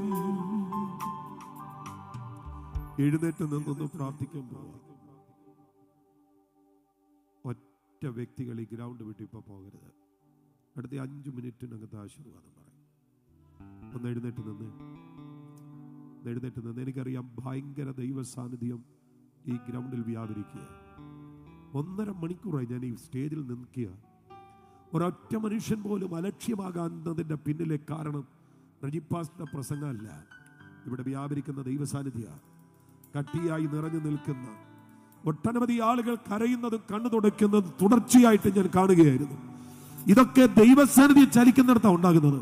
ജ്ഞാനം വിളമ്പുമ്പോഴല്ല, വലിയ വലിയ ദൈവശാസ്ത്രപരമായ വിശദീകരണം സംഭവിക്കുമ്പോഴല്ല, കർത്താവിന്റെ കൃപ വ്യാപരിക്കുമ്പോഴാണ്, സാന്നിധ്യം വ്യാപരിക്കുമ്പോൾ. ആ സാന്നിധ്യം ഇവിടെ ഉണ്ട്. കണ്ണുകളെല്ലാം ഒന്ന് അടച്ച്, നിർബന്ധമായിട്ട് കുഞ്ഞുങ്ങൾ ഉൾപ്പെടെ കണ്ണുകളെല്ലാം ഒന്ന് അടച്ച്. യേശുവേ എന്നെ സഹായിക്കണം. നിങ്ങൾ ആരും ആകട്ടെ, സഹോദരൻ നിങ്ങൾ ആരുമാകട്ടെ, പ്രാർത്ഥിക്കുക. സഹോദരി നിങ്ങൾ ആരുമാകട്ടെ, നിങ്ങളൊരു പക്ഷെങ്കിൽ വലിയ ആത്മീക കാഴ്ചപ്പാടുള്ള, വലിയ ദർശനമുള്ള, ശുശ്രൂഷയുള്ള ഒരാളൊക്കെ ആയിരിക്കും. സാരമില്ല, പ്രാർത്ഥിച്ചേ. എൻ്റെ യേശുവേ, എൻ്റെ ജീവിതത്തിൽ അങ്ങനെ ഒരു മാറ്റം എനിക്ക് വേണം. എനിക്കൊരു പരിവർത്തനം ഉണ്ടായേ പറ്റൂ. കർത്താവിൻ്റെ വരവെങ്കിൽ ഞാൻ എടുക്കപ്പെടണം എന്ന് പറഞ്ഞ കൂട്ടത്തിൽ തനിക്കായി കാത്തു നിൽക്കുന്നവരുടെ രക്ഷയ്ക്കായി വെളിപ്പെടുമ്പോൾ ഞാനും എൻ്റെ കുടുംബവും അതിനകത്തുണ്ടാകണം. ഉച്ചത്തിലൊന്ന് പ്രാർത്ഥിച്ചോ, ഉച്ചത്തിലൊന്ന് പ്രാർത്ഥിച്ചോ, ഉച്ചത്തിലൊന്ന് പ്രാർത്ഥിച്ചോ. ഒന്നാമത് നിങ്ങൾ നിങ്ങൾക്ക് വേണ്ടി പ്രാർത്ഥിക്കണം. രണ്ട്, നിങ്ങളുടെ ഭാര്യയ്ക്ക് വേണ്ടി, നിങ്ങളുടെ ഭർത്താവിന് വേണ്ടി പ്രാർത്ഥിക്കണം. മൂന്ന്, നിങ്ങളുടെ മക്കൾക്ക് വേണ്ടി പ്രാർത്ഥിക്കണം. നിങ്ങൾ കർത്താവിൻ്റെ സന്നിധിയിൽ ചെന്ന് നിൽക്കുമ്പോൾ പറയാൻ പറ്റണം, ഇതാ ഞാനും എനിക്ക് തന്ന മക്കളും. കർത്താവ്, അങ്ങ് എനിക്ക് 3 മക്കളെ തന്നല്ലോ. ആ 3 മക്കൾക്ക് അവരുടെ കുടുംബമുണ്ടായി. അന്ന് അവർക്ക് തലമുറകളെ നൽകി. ഞങ്ങൾ ഒരുമിച്ച് നിൽക്കുക, ഞങ്ങൾ ആരും നഷ്ടപ്പെട്ടിട്ടില്ല. അങ്ങനെ ഒന്ന് പ്രാർത്ഥിച്ചേ. നഷ്ടപ്പെടുന്നവരുടെ കൂട്ടത്തിലല്ല, കർത്താവിന് മുൻപിൽ പ്രസന്റ് ആകുന്നവരുടെ കൂട്ടത്തിൽ. ഉച്ചത്തിൽ പ്രാർത്ഥിര്, ഉച്ചത്തിൽ പ്രാർത്ഥിര്, ഉച്ചത്തിൽ പ്രാർത്ഥിര്. ചിലതിനെയൊക്കെ ലക്ഷ്യം വെച്ച് പൈശാചിക മണ്ഡലങ്ങൾ നിൽക്കുകയാണ്. വലിച്ചുകൊണ്ട് പോകാൻ, ലോകഭ്രമത്തിലേക്ക് കൊണ്ടുപോയി നശിപ്പിച്ചു കളയാൻ, മദ്യത്തിന്റെയും മയക്കുമരുന്നിന്റെയും അഡിക്ഷനിലേക്ക് കൊണ്ടുപോകാൻ, ലോകഭ്രമത്വത്തിൽ അവരെ മുക്കിക്കളയുവാൻ പൈശാചിക മണ്ഡലങ്ങൾ ചിലർക്കെതിരെ നിൽക്കുകയാണ്. ഇന്ന് രാത്രി പറ, കർത്താവേ, എന്റെ തലമുറകൾ ആ കൂട്ടത്തിൽ പെടാതെ ഞാനും എന്റെ തലമുറയും അവിടുത്തെ സന്നിധിയിൽ നിൽക്കത്തക്ക വിധത്തിൽ ഞങ്ങളെ ഒരുക്കണേ. നമ്മ ഇന്ന് രാത്രി പ്രാർത്ഥിക്കാമെങ്കിൽ പ്രാർത്ഥിക്ക്, നിലവിളിക്കാമെങ്കിൽ നിലവിളിക്ക്, നിലവിളിക്കാമെങ്കിൽ നിലവിളിക്ക്. ഇന്ന് രാത്രി നിങ്ങളുടെ കണ്ണുനീര് നിങ്ങളുടെ തലമുറകളുടെ മേൽ അതൊരു കരുതലായി, അതൊരു വിടുതലായി തീരുകയാണ്. നിങ്ങളുടെ കണ്ണുനീര് നിങ്ങളുടെ തലമുറയുടെ മേൽ ഒരു കോട്ടയായി തീരാൻ പോവുകയാണ്. യേശുവിന്റെ നാമത്തിൽ അവകാശം പറഞ്ഞു നിൽക്കുന്ന, ഡേറ്റ് പറഞ്ഞു നിൽക്കുന്ന ഒരു പൈശാചിക മണ്ഡലങ്ങൾക്ക് ചലിക്കാൻ കഴിയാത്ത വിധത്തിൽ നിന്റെ തലമുറയെ കർത്താവിന്റെ ആത്മാവ് പിടിച്ചു നിർത്തുന്ന കണ്ണുനീര് ഇന്ന് രാത്രി അതളങ്ങളിൽ നിന്ന് പുറത്തു വരട്ടെ. പ്രാർത്ഥിക്കേ, പ്രാർത്ഥിക്കേ, പ്രാർത്ഥിക്കേ. രാധാബ ശകൽ ഖമനഘടകഥന അർത്ഥമനഘടകഥ. ഞാൻ മടങ്ങി വരുന്നെന്ന് പറ, ഞാൻ മടങ്ങി വരുന്നെന്ന് പറ. വ്യക്തിപരമായി പ്രാർത്ഥിക്കുന്നവർ പറ, ഞാൻ മടങ്ങി വരുന്നു, എന്റെ പാപപ്രകൃതത്തോട് യാത്ര പറയുന്നു. പറഞ്ഞോ, പറഞ്ഞോ, പ്രാർത്ഥിച്ചോ. ഉച്ചത്തിൽ നിലവിളിച്ച് പ്രാർത്ഥിക്കേ. ഇടത്തും വലത്തും മുൻപിലും പിന്നിലും ഒന്നും നോക്കരുത്. ഈ രാത്രി അതിനുള്ള നേരമല്ല, കർത്താവ് ചലിക്കുന്ന സമയം. കരമടിക്കണമെങ്കിൽ കരമടിച്ചോ, നിലവിളിക്കണമെങ്കിൽ നിലവിളിച്ചോ, കരം ഉയർത്തി പിടിക്കണമെങ്കിൽ അങ്ങനെ ചെയ്തോ. ഇന്ന് രാത്രി നിങ്ങൾക്ക് എങ്ങനെ തോന്നുന്നുവോ അതുപോലെ തന്നെ പ്രാർത്ഥിച്ചേ, അതുപോലെ തന്നെ പ്രാർത്ഥിച്ചേ.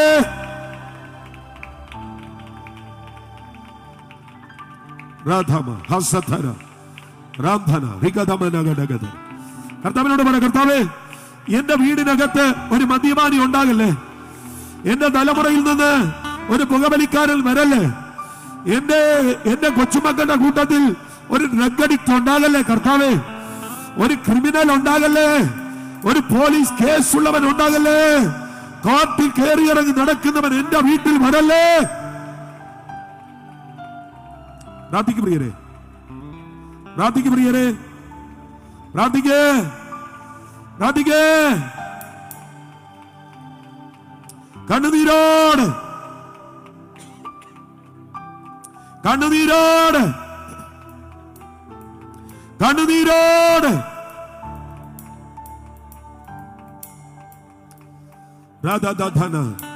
എന്റെ വീടിനകത്ത് ഒരു ഡിവോഴ്സ് വരല്ലേ, എന്റെ വീടിനകത്ത് ഒരു ഡിവോഴ്സ് വരല്ലേ. സഹോദര, ചിലപ്പോ നിങ്ങളുടെ മകൻ 5 വയസ്സ് പ്രായം കാണത്തുള്ളൂ, എന്നാലും പ്രാർത്ഥിച്ചോ.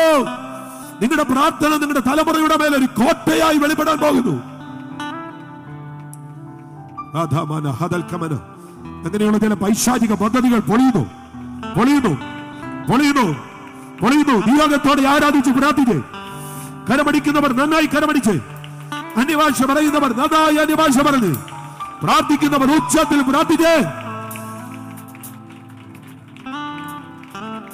ഈ അന്തരീക്ഷത്തിൽ ദൈവശക്തി ചലിക്കട്ടെ, ചലിക്കട്ടെ, ചലിക്കട്ടെ. ഈ അന്തരീക്ഷത്തിൽ ദൈവകൃപ ചലിക്കട്ടെ. ആരാധന, ആരാധന, ആരാധന. ഇതുവരെ കേൾക്കാത്ത ചില ദൂതുകൾ ആ കാതുകളെ മുഴകട്ടെ. ഇതുവരെ അറിയാത്ത ചില വാഗ്ദത്തങ്ങൾ ആ കാതുകളെ മുഴകട്ടെ. ഇതുവരെ കാണാത്ത ചില ദർശനങ്ങൾ, ചില വെളിപ്പാടുകൾ ഇന്ന് രാത്രി കാണത്തക്ക വിധത്തിൽ ആത്മാവിൽ ആരാധിച്ചേ. ഇതുവരെ പറയാത്ത ചില വാക്കുകൾ ആ അതരത്തിൽ നിന്ന് പുറത്തേക്ക് വരട്ടെ. പറയാത്ത ചില വാക്കുകൾ, രാധാത ഇതുവരെ ചിന്തിക്കാത്ത ചില വെളിപ്പാടുകൾ. അഭിഷക്തനെ, നിന്റെ ശുശ്രൂഷയുടെ മൂർച്ച വർദ്ധിക്കുന്നത് പോലെ, ഓ നിന്റെ ബദല ശുശ്രൂഷയുടെ ആഴം വർദ്ധിക്കുന്നത് പോലെ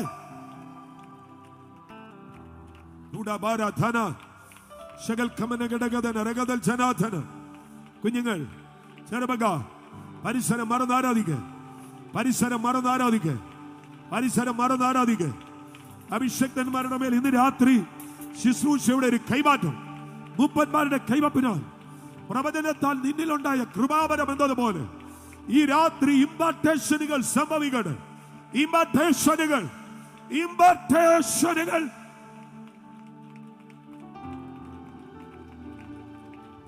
രോഗങ്ങൾ അഴിഞ്ഞു മാറ്, രോഗങ്ങൾ അഴിഞ്ഞു മാറ്, രോഗങ്ങൾ അഴിഞ്ഞു മാറ്. ക്യാൻസറുകൾ യേശുവിന്റെ നാമത്തിൽ അഴിഞ്ഞു മാറിപ്പോ. സകല ഗ്രോത്തുകൾ, ട്യൂമറുകൾ ഇപ്പോൾ വറ്റിപ്പോ യേശുവിന്റെ നാമത്തിൽ. പൈശാചിക മണ്ഡലങ്ങൾ അടിഞ്ഞു പുറത്തു പോ. ബ്ലോക്കുകൾ പൊട്ടിമാറട്ടെ. പരിമിതികൾ, യെരൂശലേമിൽ നിനക്ക് നല്ല തിരക്കാ, പക്ഷെ ഇന്ന് രാത്രി യെരൂശലേമിന്റെ ആ പരിധിയെ ദൈവം പൊളിക്കുന്നു. യഹൂദിയയിൽ എല്ലായിടത്തും അതിന്റെ പരിധിയെ പൊളിച്ച് ശമരിയയിൽ തീർന്നില്ല, ഭൂമിയുടെ അറ്റത്തോളം പരിധികൾ പൊളിയട്ടെ, പരിമിതികൾ പൊളിയട്ടെ, പരിമിതികൾ പൊളിയട്ടെ. കരമടിച്ച്, കരമടിച്ച്. എനിക്കറിയാം, ഞാൻ ആ വാക്കുകൾ പറയുമ്പോ ഇന്ന് രാത്രി ആ ദൈവശക്തി ചിലരുടെ പരിമിതികളെ പൊളിക്കുന്നു. ഞാൻ ആത്മാവിൽ പ്രവചിച്ചു പറയട്ടെ, കെട്ടി നിൽക്കുന്ന വെള്ളത്തെ തള്ളിപ്പായിക്കുന്നത് പോലെ ഈ രാത്രി നിന്നെ കർത്താവ് പുറത്തേക്ക് ഇറങ്ങുന്നു, പുറത്തേക്ക് ഇറങ്ങുന്നു, പുറത്തേക്ക് ഇറങ്ങുന്നു. പരിമിതികൾ പൊളിയുന്നു, തടങ്ങൾ, പാറകൾ തകരുന്നു.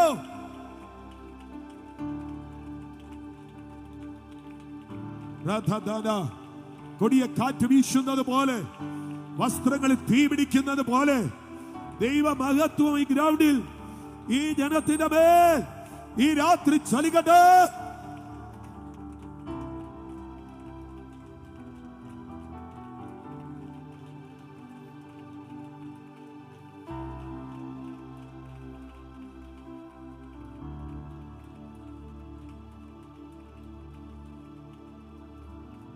സെലക്ഷനുകൾ വീഴട്ടെ, സെലക്ഷനുകൾ വീഴട്ടെ, സെലക്ഷനുകൾ വീഴട്ടെ, സെലക്ഷനുകൾ വീഴട്ടെ, സെലക്ഷനുകൾ വീഴട്ടെ.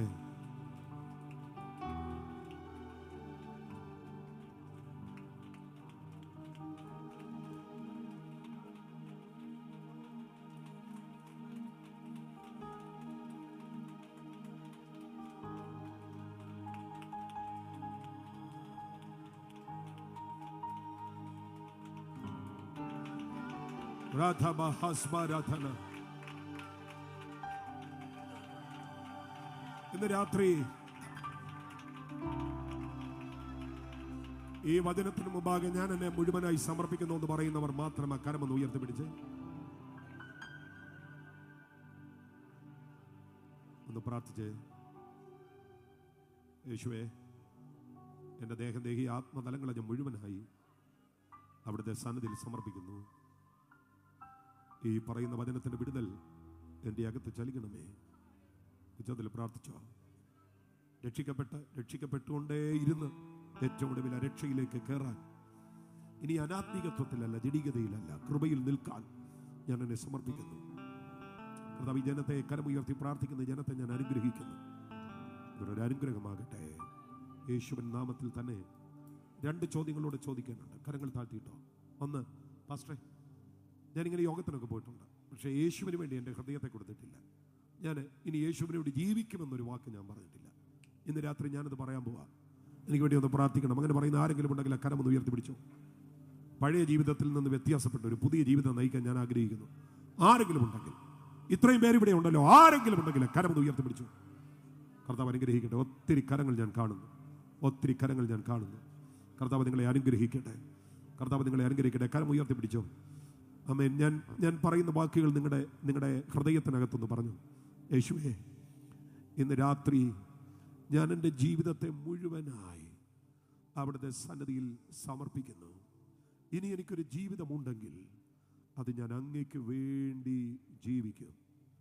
എന്നെ, എൻ്റെ ജീവിതത്തെ, എൻ്റെ കുടുംബത്തെ, എനിക്കുള്ള സർവ്വതിനെയും ഞാൻ അങ്ങയുടെ പാദപീഠത്തിൽ സമർപ്പിക്കുന്നു. യേശുവിൻ നാമത്തിൽ ആമേൻ. സ്തോത്രം. മൂന്നാമത്തെ ചോദ്യം ചോദിക്കട്ടെ. പാസ്റ്റർ, ഞാൻ ഇതുവരെ സ്നാനപ്പെട്ടിട്ടില്ല. സ്നാനം സത്യമാണെന്ന് എനിക്ക് പല നാളുകളായി അറിയാം. പക്ഷെ പരസ്യമായിട്ട് സ്നാനപ്പെടുമെന്നൊരു തീരുമാനം ഞാൻ ഇതുവരെ എടുത്തിട്ടില്ല. ഞാൻ ഇന്ന് രാത്രി സ്നാനത്തിനായി തീരുമാനിക്കുക. ഒരവസരം കിട്ടിയാൽ ഞാൻ സ്നാനപ്പെടും. അങ്ങനെ പറയുന്ന ആരെങ്കിലും ഉണ്ടെങ്കിൽ ആ കരമൊന്ന് ഉയർത്തിപ്പിടിച്ചോ. കുഞ്ഞുങ്ങളാകട്ടെ, ചെറുപ്പക്കാരാകട്ടെ. സിസ്റ്ററെ, കർത്താവ് അനുഗ്രഹിക്കട്ടെ, കർത്താവ് അനുഗ്രഹിക്കട്ടെ. ബാക്കിൽ മോളെ, കർത്താവ് അനുഗ്രഹിക്കട്ടെ. ഇനി ആരുണ്ട്? 1, 2, 3. ഇനി ആരുണ്ട്? ഇനി ആരുണ്ട്? തലയ്ക്ക് മീതെ കരം ഉയർത്തിപ്പിടിച്ച് കാണട്ടെ. ബാക്കിൽ 4. ഇനി ആരുണ്ട്? ഇനി ആരുണ്ട്? ഇനി ആരുണ്ട്? ഇതൊരു വലിയ സമർപ്പണമാണ്. ആമേൻ. അവിടെ 5. ഇനി ആരുണ്ട്? Glory to God, glory to God, glory to God. ഈ യോഗത്തിന്റെ സംഘാടകരെ നിങ്ങൾ ദയവായി ഒന്ന് കാണണം. എന്തെങ്കിലും തീരുമാനത്തിന്റെ കാർഡോ മറ്റോ ഉണ്ടെങ്കിൽ ദയവായിട്ട് പെട്ടെന്ന് കൊണ്ടുവന്നാട്ട് ഈ കരം ഉയർത്തിപ്പിടിച്ചവരുടെ കയ്യിൽ ആ കാർഡുകൾ കൊടുക്കുവാൻ പ്രത്യേകം ഓർപ്പിക്കുന്നു. അങ്ങനെ എന്തെങ്കിലും ഉണ്ടെങ്കിൽ ചെയ്താട്ടെ. ഹല്ലേലൂയ. നമ്മൾ ഒരുമിച്ച് ആരാധിച്ച് പ്രാർത്ഥനയോടെ പിരിയാൻ പോവുകയാണ്. ഈ യോഗത്തിന്റെ കടശ്യ മിനിറ്റാണ്. ഒന്നിച്ചൊന്ന് ആരാധിച്ച് എല്ലാവരും കൂടെ ചേർന്ന്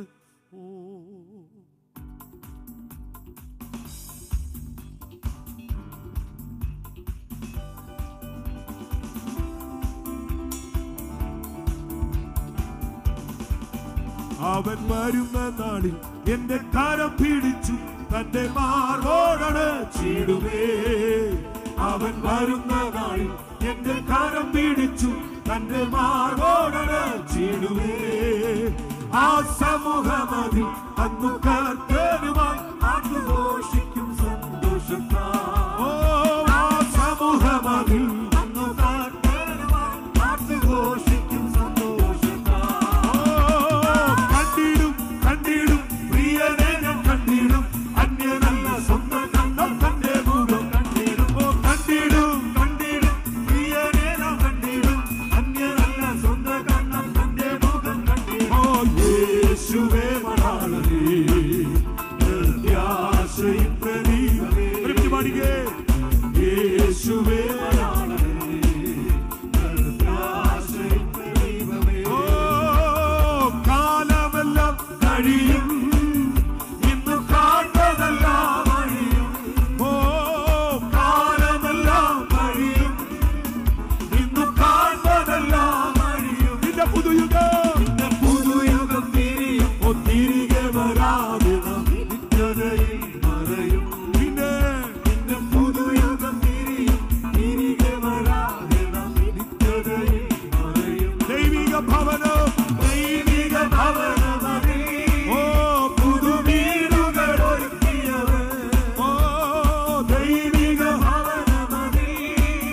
പുതുവീടുകൾ ഒരുക്കിയവൻ. വരും വേഗമതിൽ നമ്മെ ചേർത്തിടുവാൻ നടുവാനതിൽ വരും വേഗമതിൽ നമ്മെ ചേർത്തിടുവാൻ നടുവാനതിൽ പ്രതിഫലം തന്നിടുവാൻ യേശുരാജൻ വന്നിടുവാൻ. അധികമില്ലിനിയും നാളുകൾ നമ്മുടെ ആദികൾ തീർന്നിടുവാൻ. അധികമില്ലിനിയും നാളുകൾ നമ്മുടെ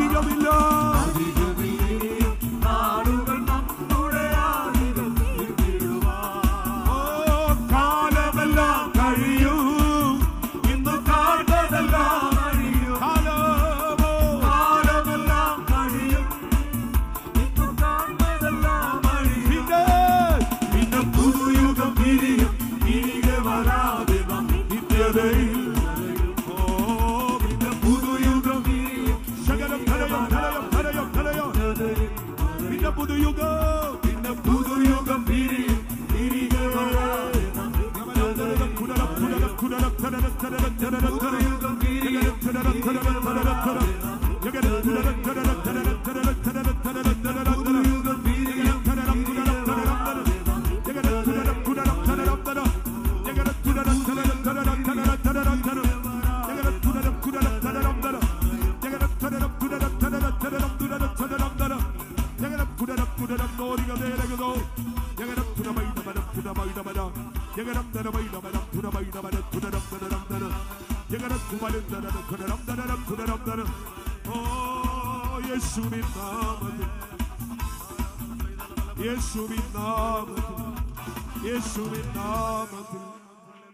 പ്രിയ പിതാവേ, ഇന്ന് രാത്രി ജനത്തെ ഞാൻ അനുഗ്രഹിച്ച് പ്രാർത്ഥിക്കുന്നു. ആകാശത്തിലെ വിശിഷ്ട വസ്തുവായ മഞ്ഞുകൊണ്ടും താഴെ ഭൂമിയിലെ അഗാധ ജലം കൊണ്ടും മേൽത്തരമായ ഗോതമ്പിന്റെ അകക്കാമ്പ് കൊണ്ടും പാറയിലെ തേൻ കൊണ്ടും പ്രതിമാസിക ചന്ദ്രനാൽ ഉളവാകുന്ന വിശേഷ ഫലങ്ങൾ കൊണ്ടും ശാശ്വത ശൈലങ്ങളുടെ ശ്രേഷ്ഠ സാധനങ്ങൾ കൊണ്ടും മുലയുടെയും ഗർഭത്തിന്റെയും സകല ബലങ്ങൾ കൊണ്ടും ഇന്ന് രാത്രി ജനം അനുഗ്രഹിക്കപ്പെടുമാറാകട്ടെ. യഹോവ സിയോനിൽ നിന്ന് ഇവരെ താങ്ങണമേ. യഹോവ തിരുമുഖം ഇവരുടെ മേൽ ഉയർത്തി ഇവരോട് കൃപയുള്ളവൻ ആകണമേ. ഇവരുടെ ആരോഗ്യം, ഇവരുടെ കുടുംബം, ഇവരുടെ തലമുറ, ഇവരുടെ ജീവിതം, ഇവരുടെ ആത്മിക വിഷയങ്ങൾ, ഇവരുടെ ഭൗതിക വിഷയങ്ങൾ ഇന്ന് രാത്രി അനുഗ്രഹിക്കപ്പെടട്ടെ. സമാധാനത്തോടെ സ്വസ്ഥതയോടെ ഇവർ പുറപ്പെടട്ടെ. പകൽ സൂര്യൻ തുടരുത്, രാത്രി ചന്ദ്രൻ തുടരുത്. അത്യുന്നതന്റെ മറവിൽ സർവശക്തന്റെ നിഴലിൽ കർത്താവിന്റെ ആത്മാവി ജനത്തെ നിർത്തണമേ. അനുഗ്രഹിച്ച് പ്രാർത്ഥിക്കുന്നു. ദൈവകൃപയ്ക്ക് നന്ദി. യേശുവിൻ നാമത്തിൽ തന്നെ ആ രണ്ട് കരങ്ങളും ഉയർത്തിപ്പിടിച്ച് ഉച്ചത്തിൽ ആർത്തു വിളിച്ചൊരു 3 ഹല്ലേലൂയ പറഞ്ഞാണ് ശതമുയർത്തി ഒരിക്കൽ